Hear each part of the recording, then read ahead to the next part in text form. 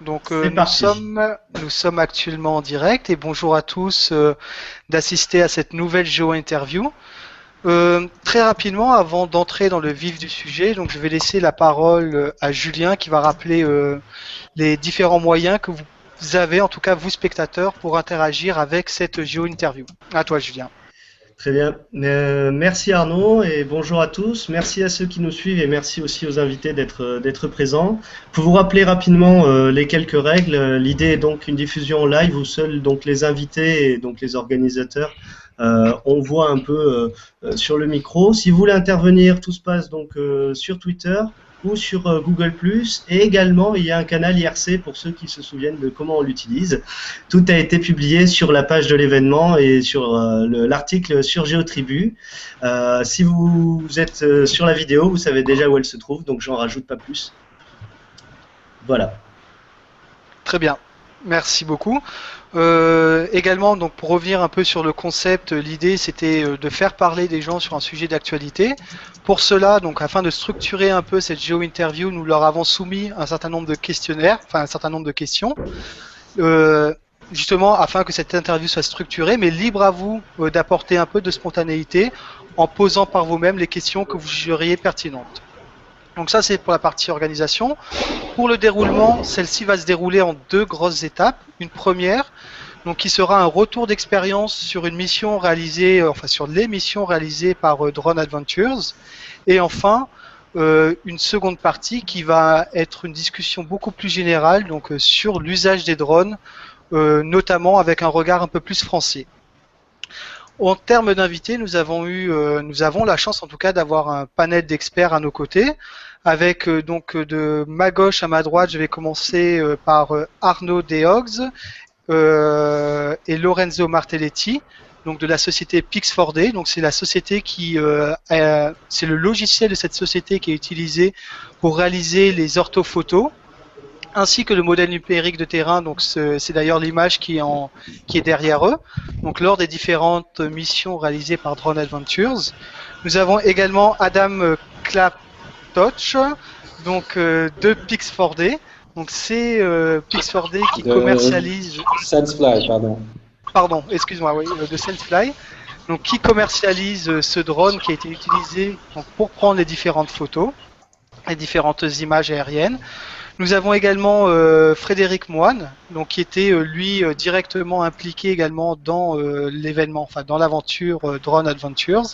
Et enfin, donc là, c'était en gros les personnes de Drone Adventures et nous avons la chance d'avoir Emmanuel Demestre, qui est président de la Fédération française du drone civil, qui va porter ses connaissances d'un point de vue en tout cas francophone. Donc tout ce qui est législation, est-ce que vous avez le droit de faire certaines choses avec vos drones en France, etc. Donc c'était une introduction très très courte. Je vais vous laisser à chacun la parole afin que vous puissiez vous présenter. Ce que je propose, c'est qu'on suive le même ordre. Donc on va commencer par la société Pix4D.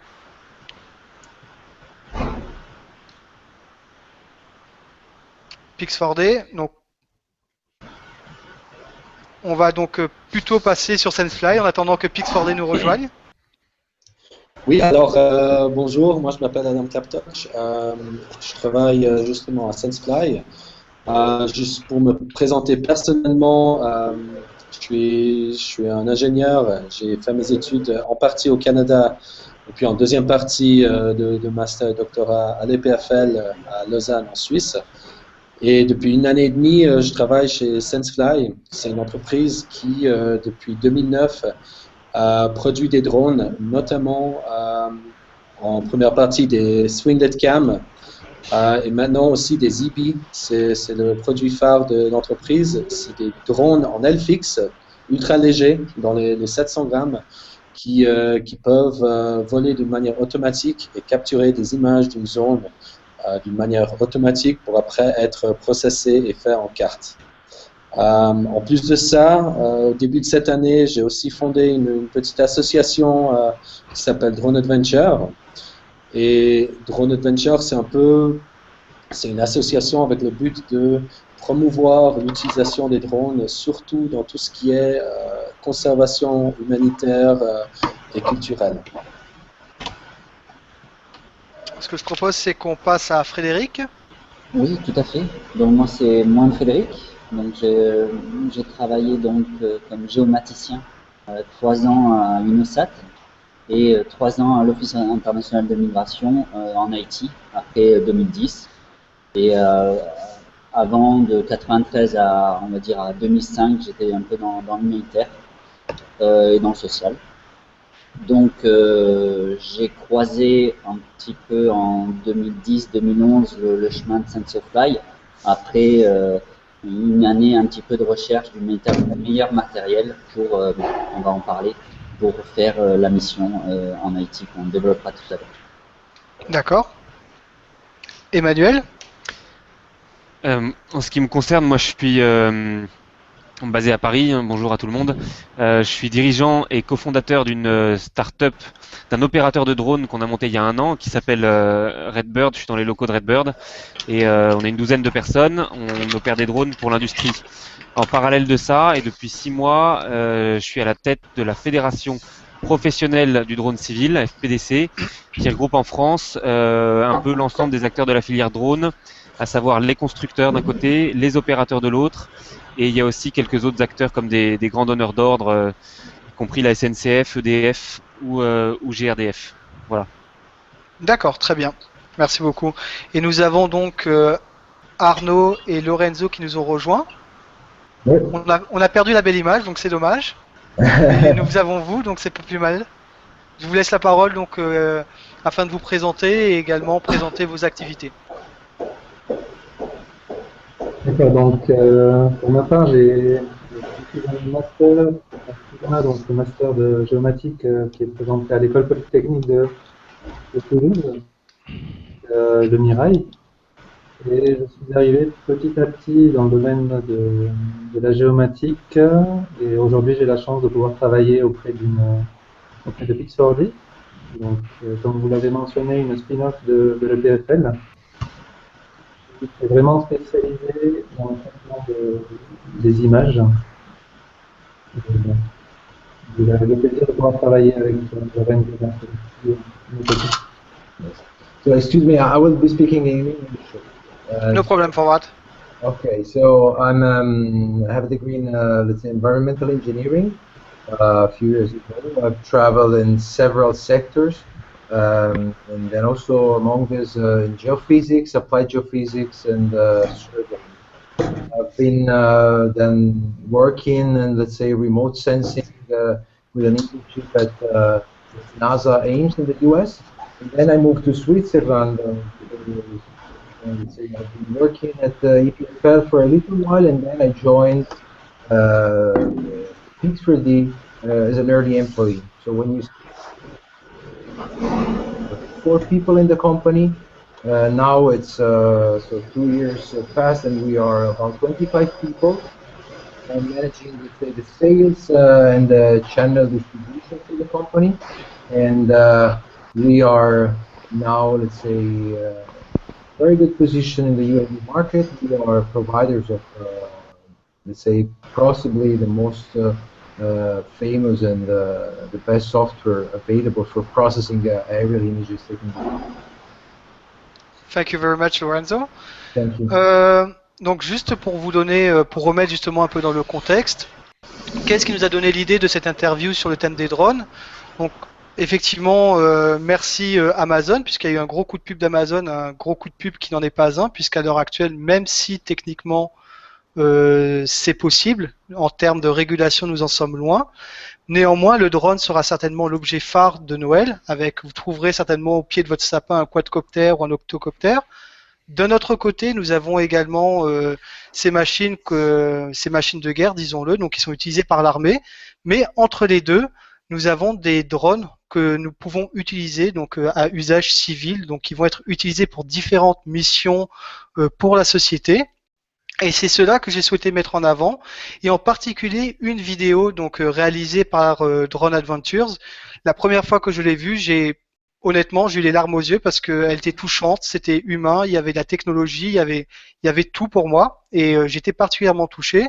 Et je trouvais dommage qu'on n'ait pas l'occasion de parler autant, ou en tout cas autant que cela le devrait de l'usage des drones civils. D'où l'idée de cette géo-interview.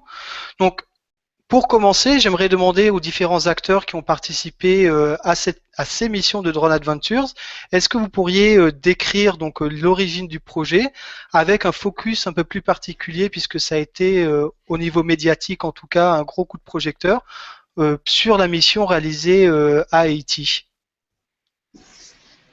Oui, alors peut-être je commence de mon côté, juste pour vite expliquer Drone Adventure, d'où ça vient un petit peu l'historique. C'est que moi personnellement, je travaille dans l'industrie de drones depuis plusieurs années. J'ai fait une thèse dans le sujet où j'étais en train de faire un drone qui avait des usages dans tout ce qui est search and rescue, un peu dans les urgences. Par contre, tout ce que je voyais toujours dans les médias, justement, c'était tout le mauvais que les drones peuvent faire dans les guerres, espionner, etc. Et j'ai arrivé au point où j'ai trouvé que c'est vraiment dommage, toutes les bonnes choses qu'on peut faire avec les drones, on n'en parle pas, et quand ça se fait, quand il y a quelqu'un qui fait quelque chose du bien, c'est jamais médiatisé. Du coup, avec quelques amis, on a décidé de fonder Drone Adventure, et notre but dans cette association, c'est vraiment de faire des projets phares dans les domaines surtout humanitaires, conservation, culturelle comme l'archéologie ou le tourisme, et vraiment essayer de faire un buzz autour de ça, non seulement faire la mission pour démontrer ce qui est faisable avec la technologie d'aujourd'hui, mais aussi de faire un peu de communication pour essayer de sortir les drones de ce point de vue militaire et de vraiment montrer toutes les bonnes choses qu'on arrive à faire, et essayer de changer le point de vue des gens sur cette technologie. Alors, on a fondé cette association au début de cette année. On est, je dirais, une dizaine de personnes. C'est une association non caritative. Alors, c'est des gens qui donnent leur temps les soirs, les week-ends et pendant leurs vacances à ce travail. Et puis, on a monté notre première mission. Alors, la première mission, on s'est rattaché à l'équipe de l'IOM, l'Organisation internationale de la migration, et plus particulièrement Fred Moine, qui était déjà en Haïti depuis plusieurs années en train d'utiliser des drones pour faire la carto. Et là, on a décidé, pourquoi pas, genre, ça se fait depuis des années, on n'en entend pas parler, pourquoi pas monter une mission, on va aller là-bas, on va faire une bonne semaine de cartographie intense, on va faire des photos, des vidéos, et après on va essayer de faire un petit buzz et publier tout ça, pour montrer ce qui est faisable. Après, qu'est-ce qu'on a fait exactement en Haïti? Je laisse peut-être Fred expliquer le but de la mission elle-même. Très bien. Donc, j'y vais. Pas de questions? C'est parti.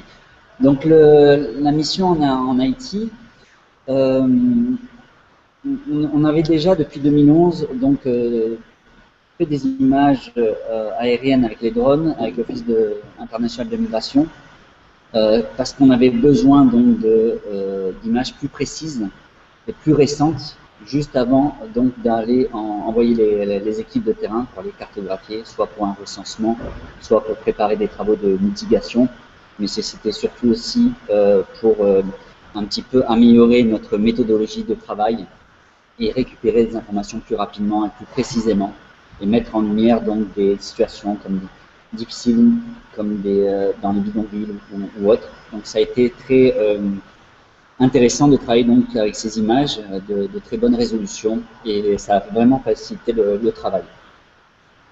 Donc très tôt, nous avons travaillé aussi avec OpenStreetMap en Haïti, pour une simple raison, c'est que tout ce qu'on faisait, on le mettait donc sur cette plateforme collaborative, et surtout former les Haïtiens au niveau de chaque collectivité, on va dire chaque communauté locale, dans les quartiers ou autres, pour qu'ils participent avec nous à la représentation de leur territoire, mais aussi par la suite à pouvoir mieux s'impliquer, discuter des problèmes de leur quartier, et ensuite qu'ils puissent aussi participer et donc prendre des initiatives.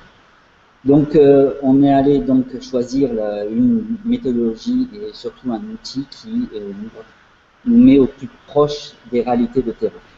Donc voilà un petit peu le pourquoi de la mission et Drone Aventure donc est venu. Le choix de ce drone, ça n'a pas été fait par hasard. C'est l'un des plus légers. C'est l'un des Swinglet 4, le premier produit de SensorFly, fait 500 grammes. C'est une aile en EPP ou en polyester, enfin, je ne connais pas trop, mais en tout cas, qui nous permet de ne pas mettre en danger les personnes au sol. Et nous avons, enfin pour ma part, j'ai pu monter quelques prototypes pour m'entraîner aussi et entraîner les équipes de terrain. Voilà. Donc c'était un petit peu ce contexte-là et on a pu réaliser en 4 ou 5 demi-journées à peu près 50 km². On a pu cartographier donc des zones entières. Très voilà bien. Un petit peu pour le compte. Merci Frédéric. Juste d'un point de vue portabilité ou en tout cas la légèreté de ces appareils, si vous avez besoin de vous en convaincre, je vous conseille également de regarder la vidéo réalisée par SenseFly quand ils sont partis cartographier le Mont Cervin. Donc en termes d'escalade, etc., c'est assez impressionnant le rendu au final et ça vous donnera un aperçu de ce qu'il est possible de faire. J'aimerais également en profiter pour mettre un coup de projecteur sur un projet assez intéressant, donc conservationdrone.org, donc qui est également un peu à l'image, vous me direz si je me trompe en tout cas, mais de Drone Adventures. Donc d'ailleurs, on voit un des drones de la société SenseFly sur le site internet de Conservation Drone. Donc on est toujours là donc dans la communication autour du drone civil. Donc pourquoi, donc ma prochaine question est justement pourquoi utiliser un drone, puisqu'aujourd'hui, bien avant l'utilisation des drones dans ce type de travaux, je me rappelle, nous on le faisait avec un kitesurf par exemple, donc avec un kite pour prendre des images aériennes, ou plus simplement avec un ULM ou un petit avion. Donc quel est l'avantage du drone par rapport à ces autres vecteurs aériens qui étaient traditionnellement utilisés? Alors, de mon point de vue sur cette question, il y a plusieurs avantages au drone. Typiquement, ça dépend à quoi on compare, mais par exemple, si on compare avec les satellites, une des choses que le drone il peut faire, c'est avoir vraiment l'imagerie beaucoup plus vite.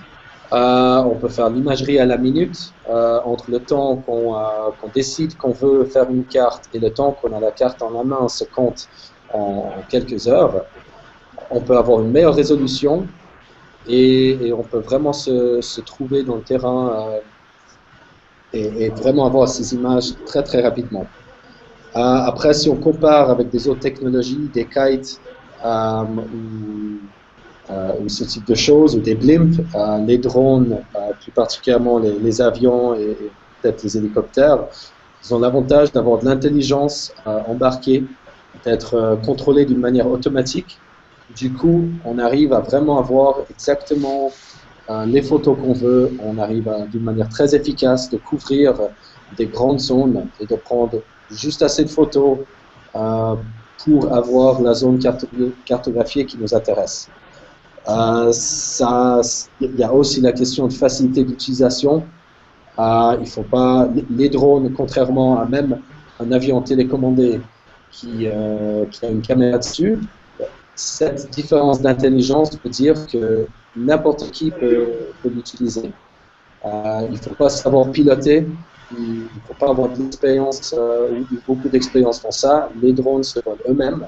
Il faut juste savoir dessiner un petit carré sur une carte, de lancer le drone dans l'air, et après lui, il fait le reste du travail. Et quand il revient, on a notre carte dans les mains quelques minutes ou heures plus tard. Merci Adam. Donc juste, je vais passer la parole à Frédéric et ensuite à Emmanuel parce que je pense que du fait de ses activités professionnelles, il a également un gros bagage. Juste pour tempérer un peu effectivement, l'utilisation des drones a été vraiment démocratisée par des solutions telles que vous proposez, mais on a toujours un décalage entre d'une part cette facilité d'utilisation qui est réelle, mais également des contraintes législatives qui sont également valables puisqu'il ne faut pas que ça peut être vu comme un jouet, mais ça peut également causer un certain nombre de dégâts. Donc il y a également d'un autre côté cette législation qui est en accord ou pas en accord. Donc ça sera l'objet de notre discussion. Mais bon, voilà, je voulais juste tempérer entre cette facilité d'utilisation et les contraintes réglementaires qu'il y a aujourd'hui liées à l'utilisation des drones. Frédéric, est-ce que tu souhaites ajouter quelque chose par rapport à ça? Oui, juste pour la facilité d'utilisation, c'est sûr que la prise en main est facile. Par contre, il est vrai qu'il faut un peu insister sur la formation de pilote sur le plat. C'est quand même de l'aéromodélisme, il y a des règles à respecter. Et effectivement, malgré tout, malgré qu'il y ait une facilité, il y a quand même, on est quand même en vol. Et surtout nous, dans notre travail sur les zones urbaines, nous devons aussi faire très attention et avoir un minimum de formation. Voilà. Donc ça, c'était le premier point. Ensuite, par rapport à la complémentarité image UAV et image satellite, l'image satellite forcément couvre des zones plus grandes, mais pour nous qui sommes sur le terrain, c'est complémentaire. C'est-à-dire qu'on va couvrir, juste avant de partir sur une enquête, on va couvrir 2 à 10 km² dans la journée et le lendemain, pour pouvoir se déployer sur le terrain. On coupe forcément ce genre de, surtout dans les cartoparties d'OpenStreetMap, on va dire, on coupe ce moyen d'acquisition d'images avec des mini-serveurs portatifs, des panneaux solaires qui nous rendent vraiment autonomes sur le terrain, qui nous donnent une vraie flexibilité pour cartographier précisément des zones et mettre à jour cette cartographie. Et maintenant, avec le modèle d'élévation assez précis, on arrive aussi à faire d'autres choses. Les conditions météo, c'est vrai qu'il y a cette contrainte de vent difficile, mais par rapport à la flexibilité, je me rappelle quand il y avait le cyclone le samedi, et très rapidement on s'est déployé avec un drone et on a pu faire les premières photos et les premières analyses, et ce, même malgré qu'il y ait des nuages. Oui, c'est vrai qu'on n'est pas lié, on n'est pas contraint en tout cas, on n'a pas de contraintes liées à la nébulosité ou etc. Donc ça a tout de même un gros avantage. En passant, je profite donc de cette mission pour saluer également le travail de Humanitarian OpenStreetMap Team qui a beaucoup œuvré sur le terrain et donc je pense que en partie parce qu'on parlait d'OpenStreetMap, mais est-ce que les deux vos missions ont été réalisées également avec Humanitarian OpenStreetMap Team ou pas? Donc moi j'étais en mission quand Adam était là-bas sur le nord pour Humanitarian OpenStreetMap Team.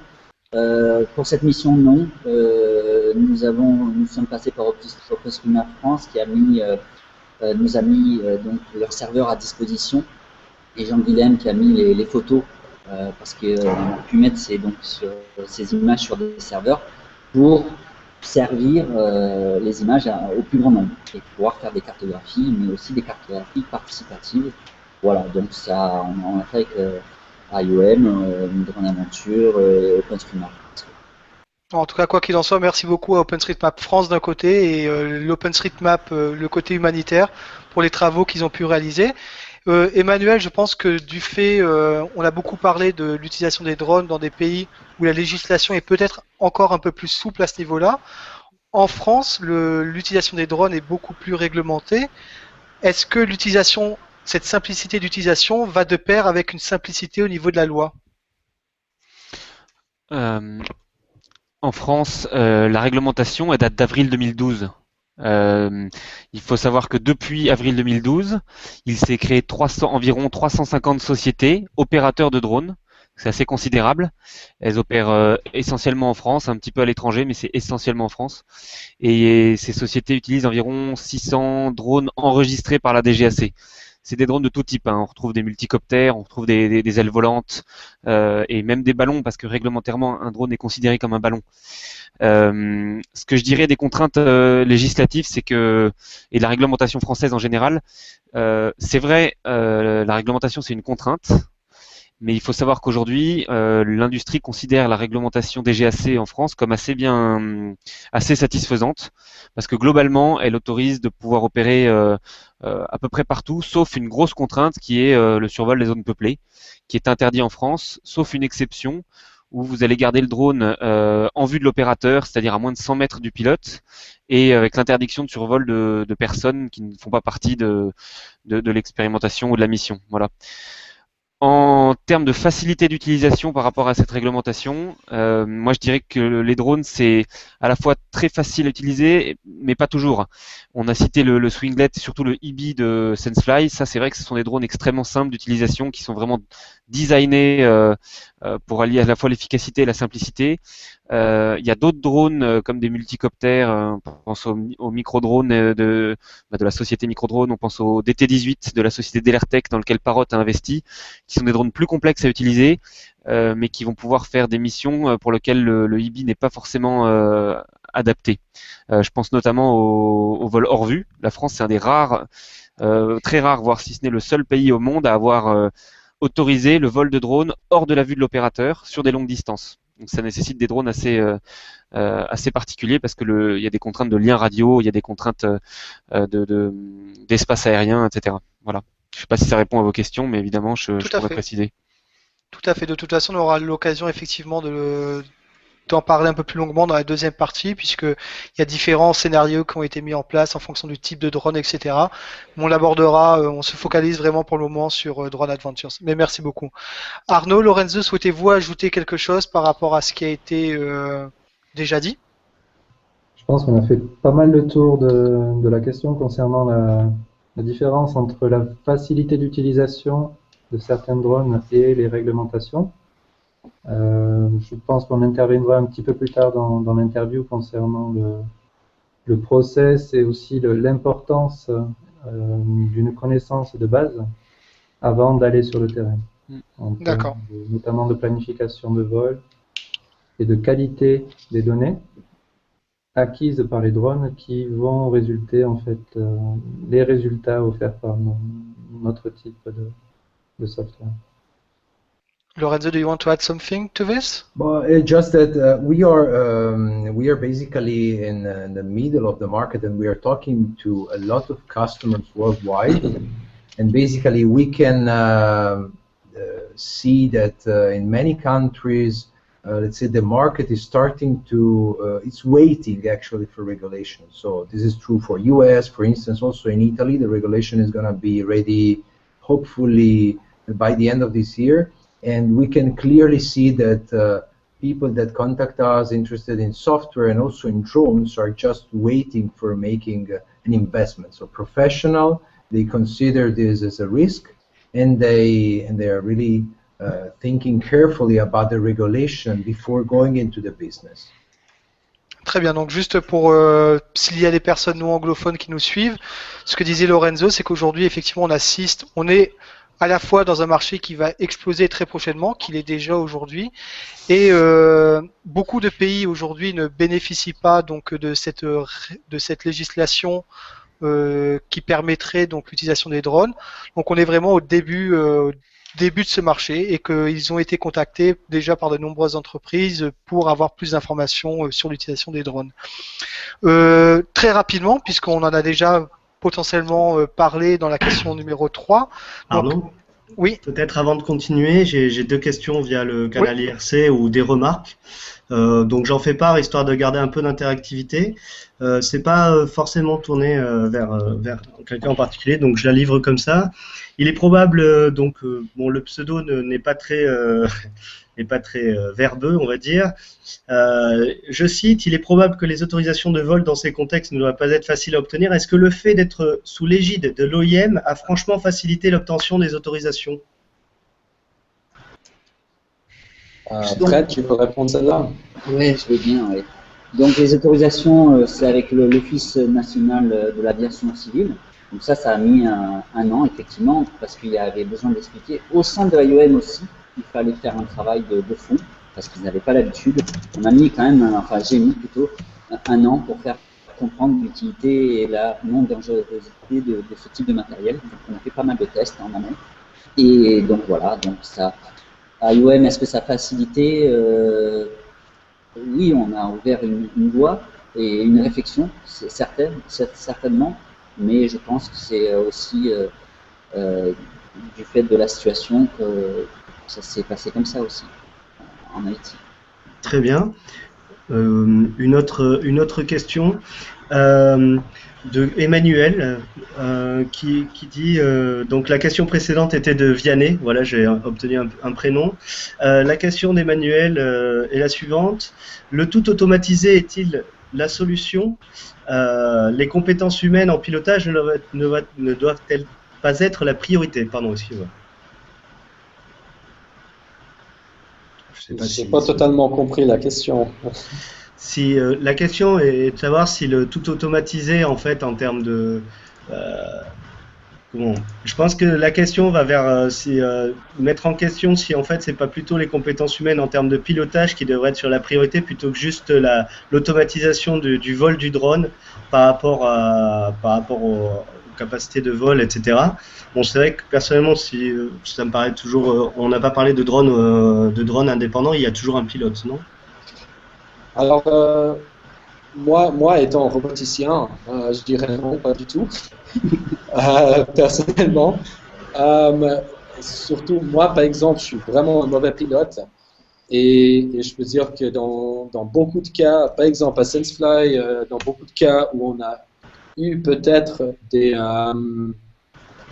problèmes avec des drones, dans une grande partie des cas, c'est des problèmes avec un pilote qui a décidé de prendre le drone en main manuel, ce qui est possible avec les IP. On a une télécommande, certes, mais dans la plupart des missions, la télécommande n'a pas besoin de sortir de sa boîte. Mais dans une bonne partie des cas qu'on a vu des problèmes, c'est des humains qui le reprennent. Et je pense qu'en général, oui, les humains savent piloter, mais ça prend de l'entraînement. L'autopilote, il sait piloter tout de suite. Et aussi, dans beaucoup de cas, surtout dans tout ce qui est professionnel, on ne parle pas de voler un modèle réduit pour s'amuser et faire des figures devant soi. En général, les drones professionnels, ils peuvent voler assez loin de l'opérateur. Et surtout des ailes fixes, on n'est pas forcément à 100 mètres de l'utilisateur. Nous, on a une radio qui travaille jusqu'à 3 km de distance. Dans certains pays, on arrive à aller assez loin, où on voit très très mal le drone et c'est très très difficile peut-être de le piloter à la main. Et surtout pour quelqu'un qui est inexpérimenté. Moi, je pense le plus qu'on arrive à automatiser les drones, le plus de checks de sauter, le plus de capteurs qu'on peut mettre dessus qui contrôlent à tout temps tous les fonctions du drone pour être sûr qu'il n'y a rien de mal qui se passe, le mieux que ça va aller.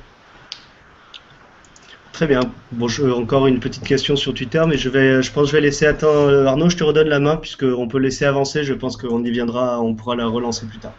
Ok, ça marche. Je vais accélérer un peu au niveau des questions parce que on est déjà en retard sur le timing prévu. Donc très rapidement, en termes de logistique, on en a déjà un peu parlé, mais combien de temps prend une mission, donc du début, c'est-à-dire j'ai un événement qui se passe, je vais décider de ma zone, jusqu'à la réalisation des images, donc jusqu'au produit final. Alors pour répondre à cette question, ça peut aller très très vite. Comme ça peut prendre peu de temps, tout dépend de la zone d'intérêt. Alors typiquement, là je parle du cas de Libye de SenseFly. Là, entre le temps, si on a une zone de 1 ou 2 km² par exemple, qui est assez simple, là on peut vraiment, on peut commencer la mission du temps qu'on arrive sur l'endroit de décollage, le temps de prendre le drone, sortir de la boîte, mettre la batterie pour qu'il chope une position GPS, ça prend, disons, 5 minutes, ça prend très peu de temps. Le planning, ça peut aller très très vite aussi. En général, on a un logiciel de planification et de contrôle du drone qui est très très intuitif.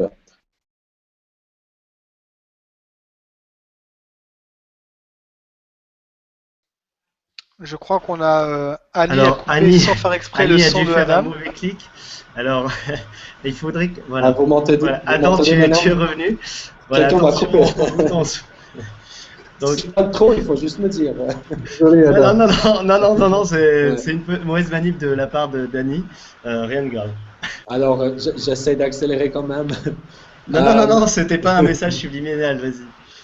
Dans le logiciel, en général, tant qu'on a un petit peu d'expérience pour connaître les bons paramètres à mettre, a priori, la planification, ça se résume à voir une carte type Google, dessiner un polygone ou un carré autour de la zone, sélectionner la résolution en centimètres voulu et cliquer Go.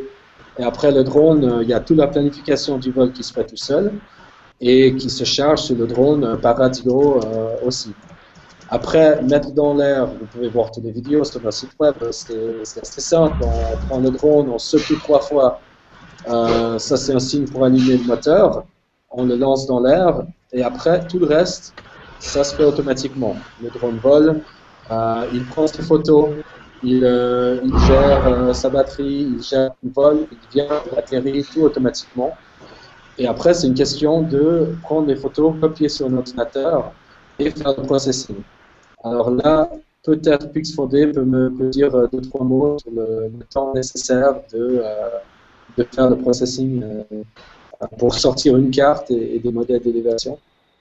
D'ailleurs, Arnaud, si tu peux enchaîner sur la question numéro 6, justement, parler du temps de processing, mais également des produits qu'il est possible d'obtenir grâce à ces images. Oui, ça n'a aucun problème. Donc l'idée du logiciel développé par Pix4D, c'est de permettre de convertir plusieurs milliers d'images prises par différents drones, avions ou hélicoptères, en orthophotographie et modèles 3D géoréférencés. Ça, c'est vraiment l'objectif numéro 1. Et de ce fait, des géomaticiens et utilisateurs lambda peuvent ainsi bénéficier de résultats très précis, permettant de mesurer des distances et des volumes afin d'analyser l'environnement observé. Donc, notre technique et le processus lié à ce traitement d'image. Donc, le timing est vraiment dépendant du nombre d'images acquises pendant la période de vol. Aussi, le facteur hardware côté utilisateur final est important, donc en termes de processing et de mémoire vive. Et la résolution en elle-même des images et leur nombre vont vraiment faire varier le temps nécessaire pour les algorithmes à définir les outputs issus de ce traitement. Donc l'idée, une fois que l'opérateur terrain rentre de sa mission, il charge les images, le soft reconnaît automatiquement la caméra, automatiquement les coordonnées géographiques associées à chacune des prises de vue, et si disponible, l'utilisateur peut intégrer des points de contrôle au sol. Donc la plupart du temps, ce sont des géomètres experts qui viennent sur le terrain pour associer des points de contrôle plus précis et assurer un géoréférencement aussi de meilleure qualité. Donc ensuite, le processus est lancé en un simple clic. Donc calibration, densification du nuage de points, génération des différents éléments tels que le modèle numérique d'élévation ou l'orthophotographie, sachant qu'on va pouvoir obtenir avec notre technologie de 1 à 3 pixels d'exactitude. Donc là encore, la résolution, l'altitude du vol vont faire varier la précision des différents éléments résultants. Donc au-delà de l'intégration des données et des algorithmes liés à notre technologie, le logiciel va permettre aux différents utilisateurs de pouvoir calculer des volumes et des distances, venir annoter des objets sémantiques, mais aussi corriger des distorsions. La plupart du temps, lorsqu'on a des vols au-dessus d'un cadre urbain, le bord des bâtiments va pouvoir, on va pouvoir voir apparaître quelques distorsions sur les bords des bâtiments qui peuvent être corrigées au travers d'une application dédiée. D'accord, merci beaucoup.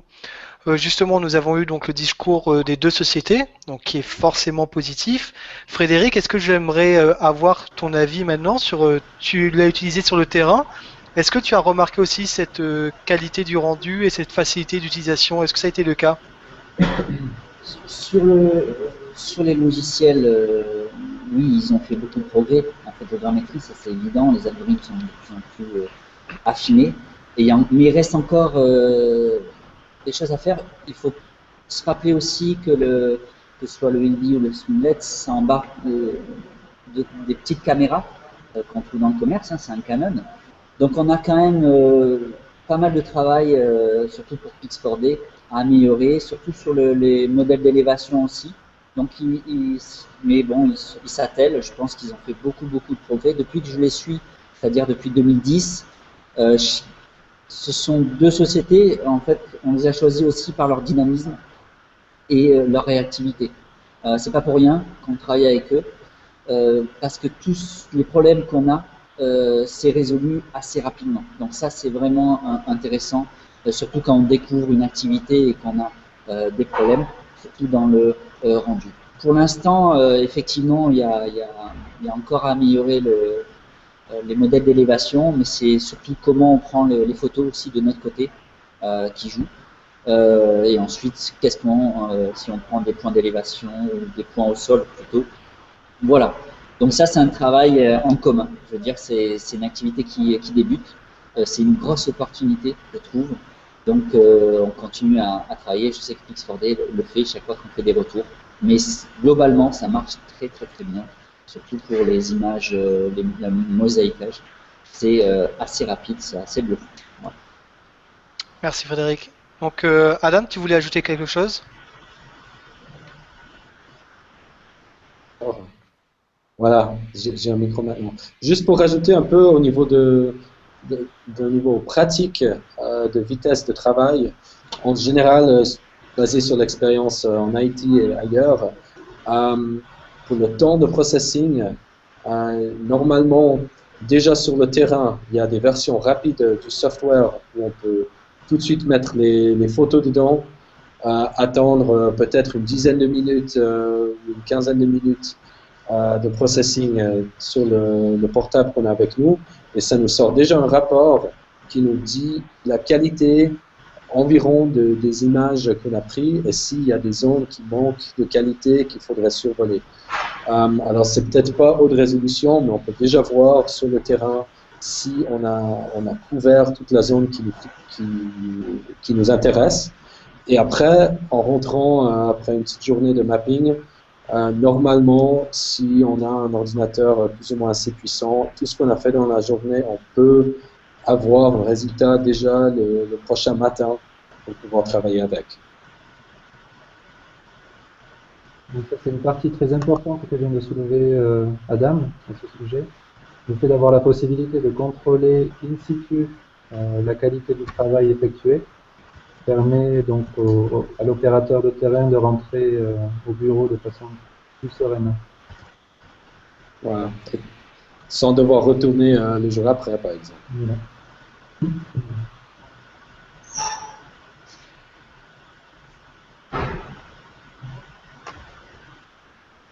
Arnaud, tu es toujours... Arnaud, ton micro est coupé.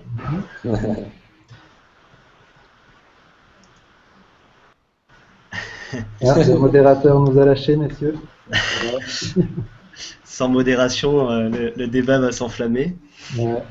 Très bien, bon écoutez, en attendant, j'ai une question de la part qui va couper. C'est bon, Ah voilà. Je viens de comprendre que j'avais mon micro de coupé. Donc, ce que je disais, c'est je posais la question à Emmanuel, savoir au niveau français, par curiosité, quels sont les types de logiciels justement utilisés pour préparer l'émission et également pour traiter ces images. Est-ce qu'on a un éventail un peu plus large? Ok, j'espère que c'est bon là pour le micro, hein. Je viens de réactiver tout. Écoutez, au niveau français, ce que je connais du marché, c'est que l'essentiel des opérateurs opèrent des voilures tournantes, c'est-à-dire des petits multicoptères. Donc les drones de type aile volante, en France, c'est plutôt la minorité des opérateurs. Les statistiques qu'on a, c'est que 76% des sociétés utilisent des voilures tournantes et environ 20-25% utilisent des voilures fixes. Voilà. Les logiciels pour préparer les vols, c'est généralement les logiciels des constructeurs, hein. Donc dans le cadre du IBI, c'est le logiciel qui est édité par Sensefly, etc. Dans les logiciels de traitement, il y en a vraiment beaucoup. Il y a aussi les logiciels des constructeurs. Je crois que le cas de Sensefly, c'est un cas un peu particulier parce que c'est pas si fréquent que ça de voir un constructeur de drone qui propose en même temps une solution de traitement associée. Pardon, juste pour ajouter à ça, ce qu'il faut savoir, c'est que nous, on propose un package où on a Libby qui vient avec le logiciel eMotion, que c'est le logiciel de planification et de contrôle qu'on fait nous-mêmes, et avec PostFlight Terra, que c'est le logiciel de traitement, mais c'est avec la technologie de Pix4D derrière. Alors, ce logiciel-là, c'est fait par Pix4D et pas par nous. Ok. Il y a d'autres logiciels de traitement, s'il faut les citer, même si c'est des concurrents de Pix4D. Il y a Agisoft Photoscan qui est extrêmement utilisé et de manière un peu plus rare parce qu'il est beaucoup plus difficile d'accès. Il y a Micmac de l'IGN et il y a également Trimble Business Center avec un module aussi de photogrammétrie qui peut être utilisé. Mais Pix4D avec la déclinaison Pix4UAV, c'est une version qu'on retrouve assez souvent dans le traitement d'images de drone. D'accord. Donc ce qui est en tout cas un point positif, c'est que le marché à la fois logiciel, à la fois au niveau en tout cas drone, est assez large. On n'est pas sur un seul producteur et un seul concepteur de logiciel. Donc c'est déjà aussi, ça montre également le dynamisme à ce niveau-là. Une question pour justement pour Pix4D, j'aurais aimé savoir par rapport donc la photogrammétrie et le traitement d'image, en tout cas en termes de géomatique, ce n'est pas un domaine nouveau. Quelles ont été la plus-value apportée par vos logiciels? Quelle a été et également quelles ont été les difficultés rencontrées? Est-ce qu'il y a eu des choses qui ont été nécessaires du fait de ce vecteur aérien qu'est le drone, des améliorations ou en tout cas des perfectionnements? D'accord, donc en fait on part du principe de la photogrammétrie. Donc c'est une science qui est apparue au 19e siècle, donc qui est mature et vraiment répandue à travers le monde. Et le monde de l'UAV est très naissant du fait des nouvelles technologies, hardware et software. Les deux, donc photogrammétrie et vision assistée par ordinateur, computer vision, visent la recherche d'une mesure d'un point 3D à partir d'images stéréoscopiques. Donc, comme je l'ai dit tout à l'heure, la photogrammétrie est un domaine très précis dans une chaîne de traitement très lourde et industrialisée. Et là, on parle de capteurs et de moyens haut de gamme avec des prix, par exemple pour la référence du marché, juste la caméra peut s'élever à 1 million d'euros, sans compter les heures de vol. Donc ce sont vraiment un domaine qui était lié vraiment à des instituts nationaux et très peu au grand public. Donc la photogrammétrie propose une très haute résolution, une parfaite calibration et une précision optimale des données. Par contre, les images et les traitements des images réalisées à partir d'une acquisition type drone est lui beaucoup plus souple et accessible au plus grand nombre du fait des prix des caméras traditionnelles du marché, les appareils photo standards, embarqués sur soit des petits copters, soit des ailes fixes, dont les budgets sont très loin des coûts traditionnellement utilisés en photogrammétrie traditionnelle. Donc, en fait, on arrive à compenser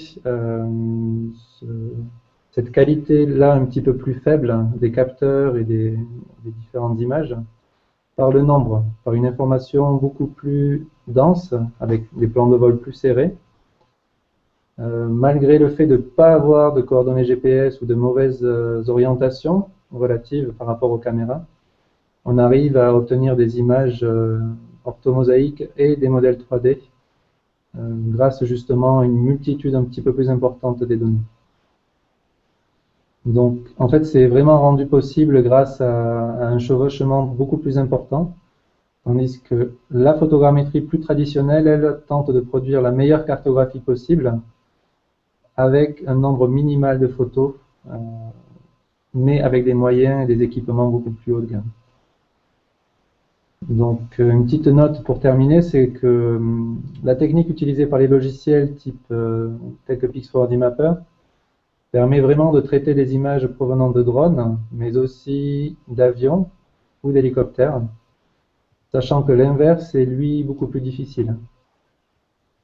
Voilà.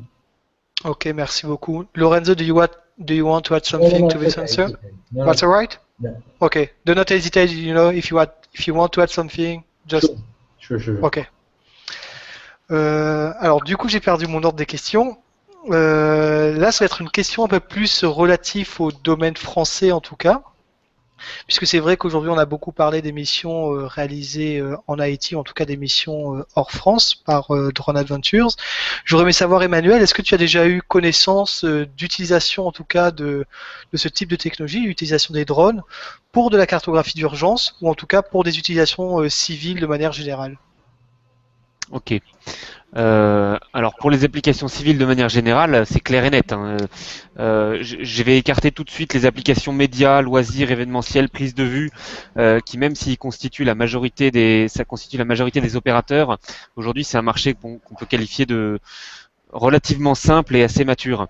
En ce qui concerne les applications civiles qu'on va qualifier d'industrielles ou de techniques, elles ont été plus longues à se mettre en place en France. Mais il y a aujourd'hui plusieurs dizaines de sociétés qui opèrent de manière régulière des drones industriels et techniques. Et il y a en gros, on va dire trois grands secteurs qui sont déjà en cours de développement en France. Le premier secteur, c'est tout ce qui concerne les grands réseaux, de tout ce qui est les lignes électriques, les voies ferrées, on en a parlé avec la SNCF, les gazoducs, il y a des expérimentations qui sont en cours, voilà les grands réseaux.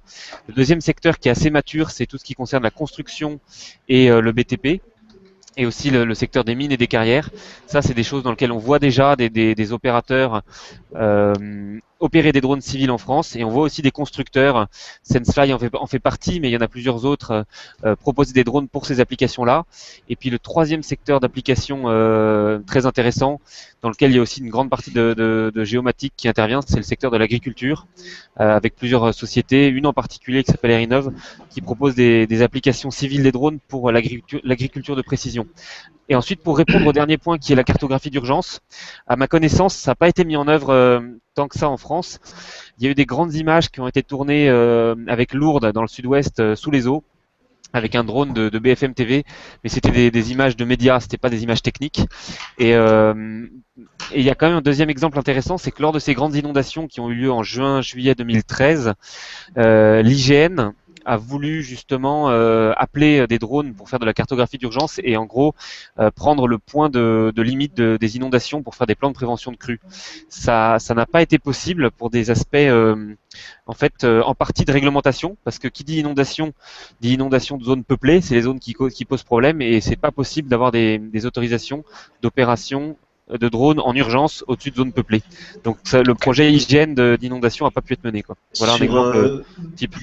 Je me permets d'intervenir pour remonter du coup une remarque qui avait été faite sur Twitter par Arnaud Valabre, et notamment une des utilisations des drones dans l'avantage qui a été fait était que, notamment pour tout ce qui est la défense de la forêt contre les incendies, et ça permet des survols sur des zones peuplées assez importantes, et qui permettrait donc parce que pour l'instant, il fonctionne juste avec de l'imagerie aérienne, donc avec des décalages assez importants en termes de temps, j'imagine, et notamment aussi des relevés GPS. Voilà, c'était pour rejoindre le thème de la cartographie d'urgence en France. Juste en 2 minutes, même pas en 30 secondes, l'application lutte contre les feux de forêt, on en a beaucoup parlé en France, notamment vers Bordeaux, tout le sud-ouest qui est beaucoup sujet aux incendies dans les Landes. C'est quand même des applications qui aujourd'hui sont en phase d'expérimentation, et on est très très très loin d'avoir des applications ou des produits qui sont matures, qui sont développés, comme la cartographie de sites de construction ou de carrière, hein. Aujourd'hui, mettre un micro-drone de 2 à 4 kilos au-dessus d'un feu de forêt avec des problématiques aérologiques colossales, c'est définitivement pas facile, mais vous seriez surpris d'apprendre que la sécurité civile a mis en œuvre des patroleurs, ce sont des drones de près d'1 tonne, pour faire de la surveillance de feux de forêt. Mais là, on n'est pas dans la même catégorie du tout en termes de coûts et en termes de classe d'opérateurs. Voilà. Il me semble que j'avais vu également, je suis en train d'essayer de retrouver mon info, qui était l'utilisation des drones par la police ou la gendarmerie. Les drones peuvent venir en aide aux experts. C'était l'Institut de la recherche criminelle de la gendarmerie nationale qui teste actuellement des drones pour localiser les corps de personnes enfouies. Ça, j'ai vu ça dans les news. Effectivement, j'en sais pas beaucoup plus malheureusement pour vous renseigner. Ce qui est certain, c'est que bon, faut faire vraiment la part entre les applications concrètes qui sont déjà développées, qui ont Des expérimentations. voilà des expérimentations et puis des fantasmes. Bon, dans le cadre de la police, je pense que c'est des expérimentations, hein. Dans le cadre de la livraison de colis, on en a déjà parlé. Ça, c'est du fantasme. Oh, miel, moi qui m'attendais à avoir mon colis par Amazon drone, tant pis. Va falloir attendre un peu encore.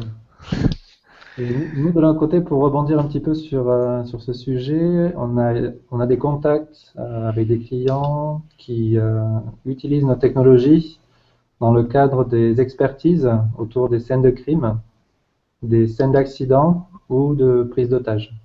Donc à l'heure actuelle, on ne peut pas forcément en dire un peu plus vu que ça reste confidentiel. Mais ce genre de cas, je pense, à l'avenir va augmenter pour apporter un maximum de sécurité autour des interventions ou un maximum d'informations sur des scènes ciblées. Merci Arnaud. Donc juste pour clore cette première partie sur en tout cas la cartographie d'urgence et Drone Adventures, j'aurais aimé savoir donc une question à tous les participants de Drone Adventures. Quelles ont été les limites observées que vous avez observées lors de la réalisation de vos différentes missions? Est-ce qu'aujourd'hui le drone est le moyen, en majuscule, pour réaliser ce type de mission, ou est-ce qu'ils doivent être plutôt vus comme des moyens complémentaires, donc à la fois de l'imagerie satellite, des drones, etc.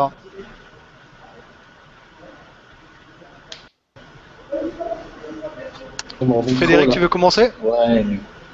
Donc complémentaire, ça c'est sûr, par rapport aux images. C'est, comme on l'a dit, on a vu de la flexibilité. Pour moi, oui, c'est un nouvel outil, au même titre que le GPS pour les sports de cartographie. Et donc voilà, ça c'est sûr que ça va rentrer ou c'est déjà rentré parce que c'est effectif maintenant. Ça va rentrer dans des flux de travail qui vont nous permettre de faire la cartographie plus précise. Voilà. Et en termes de limites, est-ce qu'aujourd'hui tu as vu concrètement au cours de tes missions des choses où tu t'es dit bah là aujourd'hui le drone ne me permet pas de le faire? Non, en fait il y a des limites par rapport à l'ensoleillement, ça c'est sûr. Il y a des limites par rapport au vent et on a des limites sur le couvert forestier, mais ça c'est pour le post-processing. Mais sinon pour le vol en lui-même, c'est le vent qui fait la limite. Mais on a toujours et le beau temps. Voilà. Sachant que juste pour informer les auditeurs, donc si ma mémoire est bonne, Adam me corrigera, mais en termes de limite de vent, on est quand même pas mal puisque le IB est capable de voler avec des vents maximum de 50 km/h, il me semble, et l'autre modèle, on peut aller jusqu'à du 35 km/h. Mais bon, je laisse en tout cas Adam répondre à cette question et également savoir si pour lui le drone représente la solution ou quelque chose d'intermédiaire. Alors, juste pour répondre, je ne sais pas si vous m'entendez. On t'entend très bien, oui. Parfait. Juste pour répondre vite à la question, effectivement, les chiffres que nous donnons officiellement pour le Swinglet Cam, c'est 7 mètres secondes, et pour le IBI, c'est 12 mètres secondes. 12 mètres secondes, ça approche les 40 km/h. Ça, c'est les limites officielles, même si je peux dire que moi, j'ai tendance de pousser un petit peu, même beaucoup, les drones qu'on produit. J'ai volé dans du 14-15 mètres secondes, ça vole toujours. Alors, ça commence à représenter des vents assez conséquents. Après, effectivement, ça reste une limite le vent. Bien sûr, si un brouillard, une forte pluie ou de la neige, c'est aussi des limites. Mais bon, ça c'est des limites un peu pour tout, pour le satellite aussi. En termes d'être la solution, je pense qu'il n'y a jamais une solution.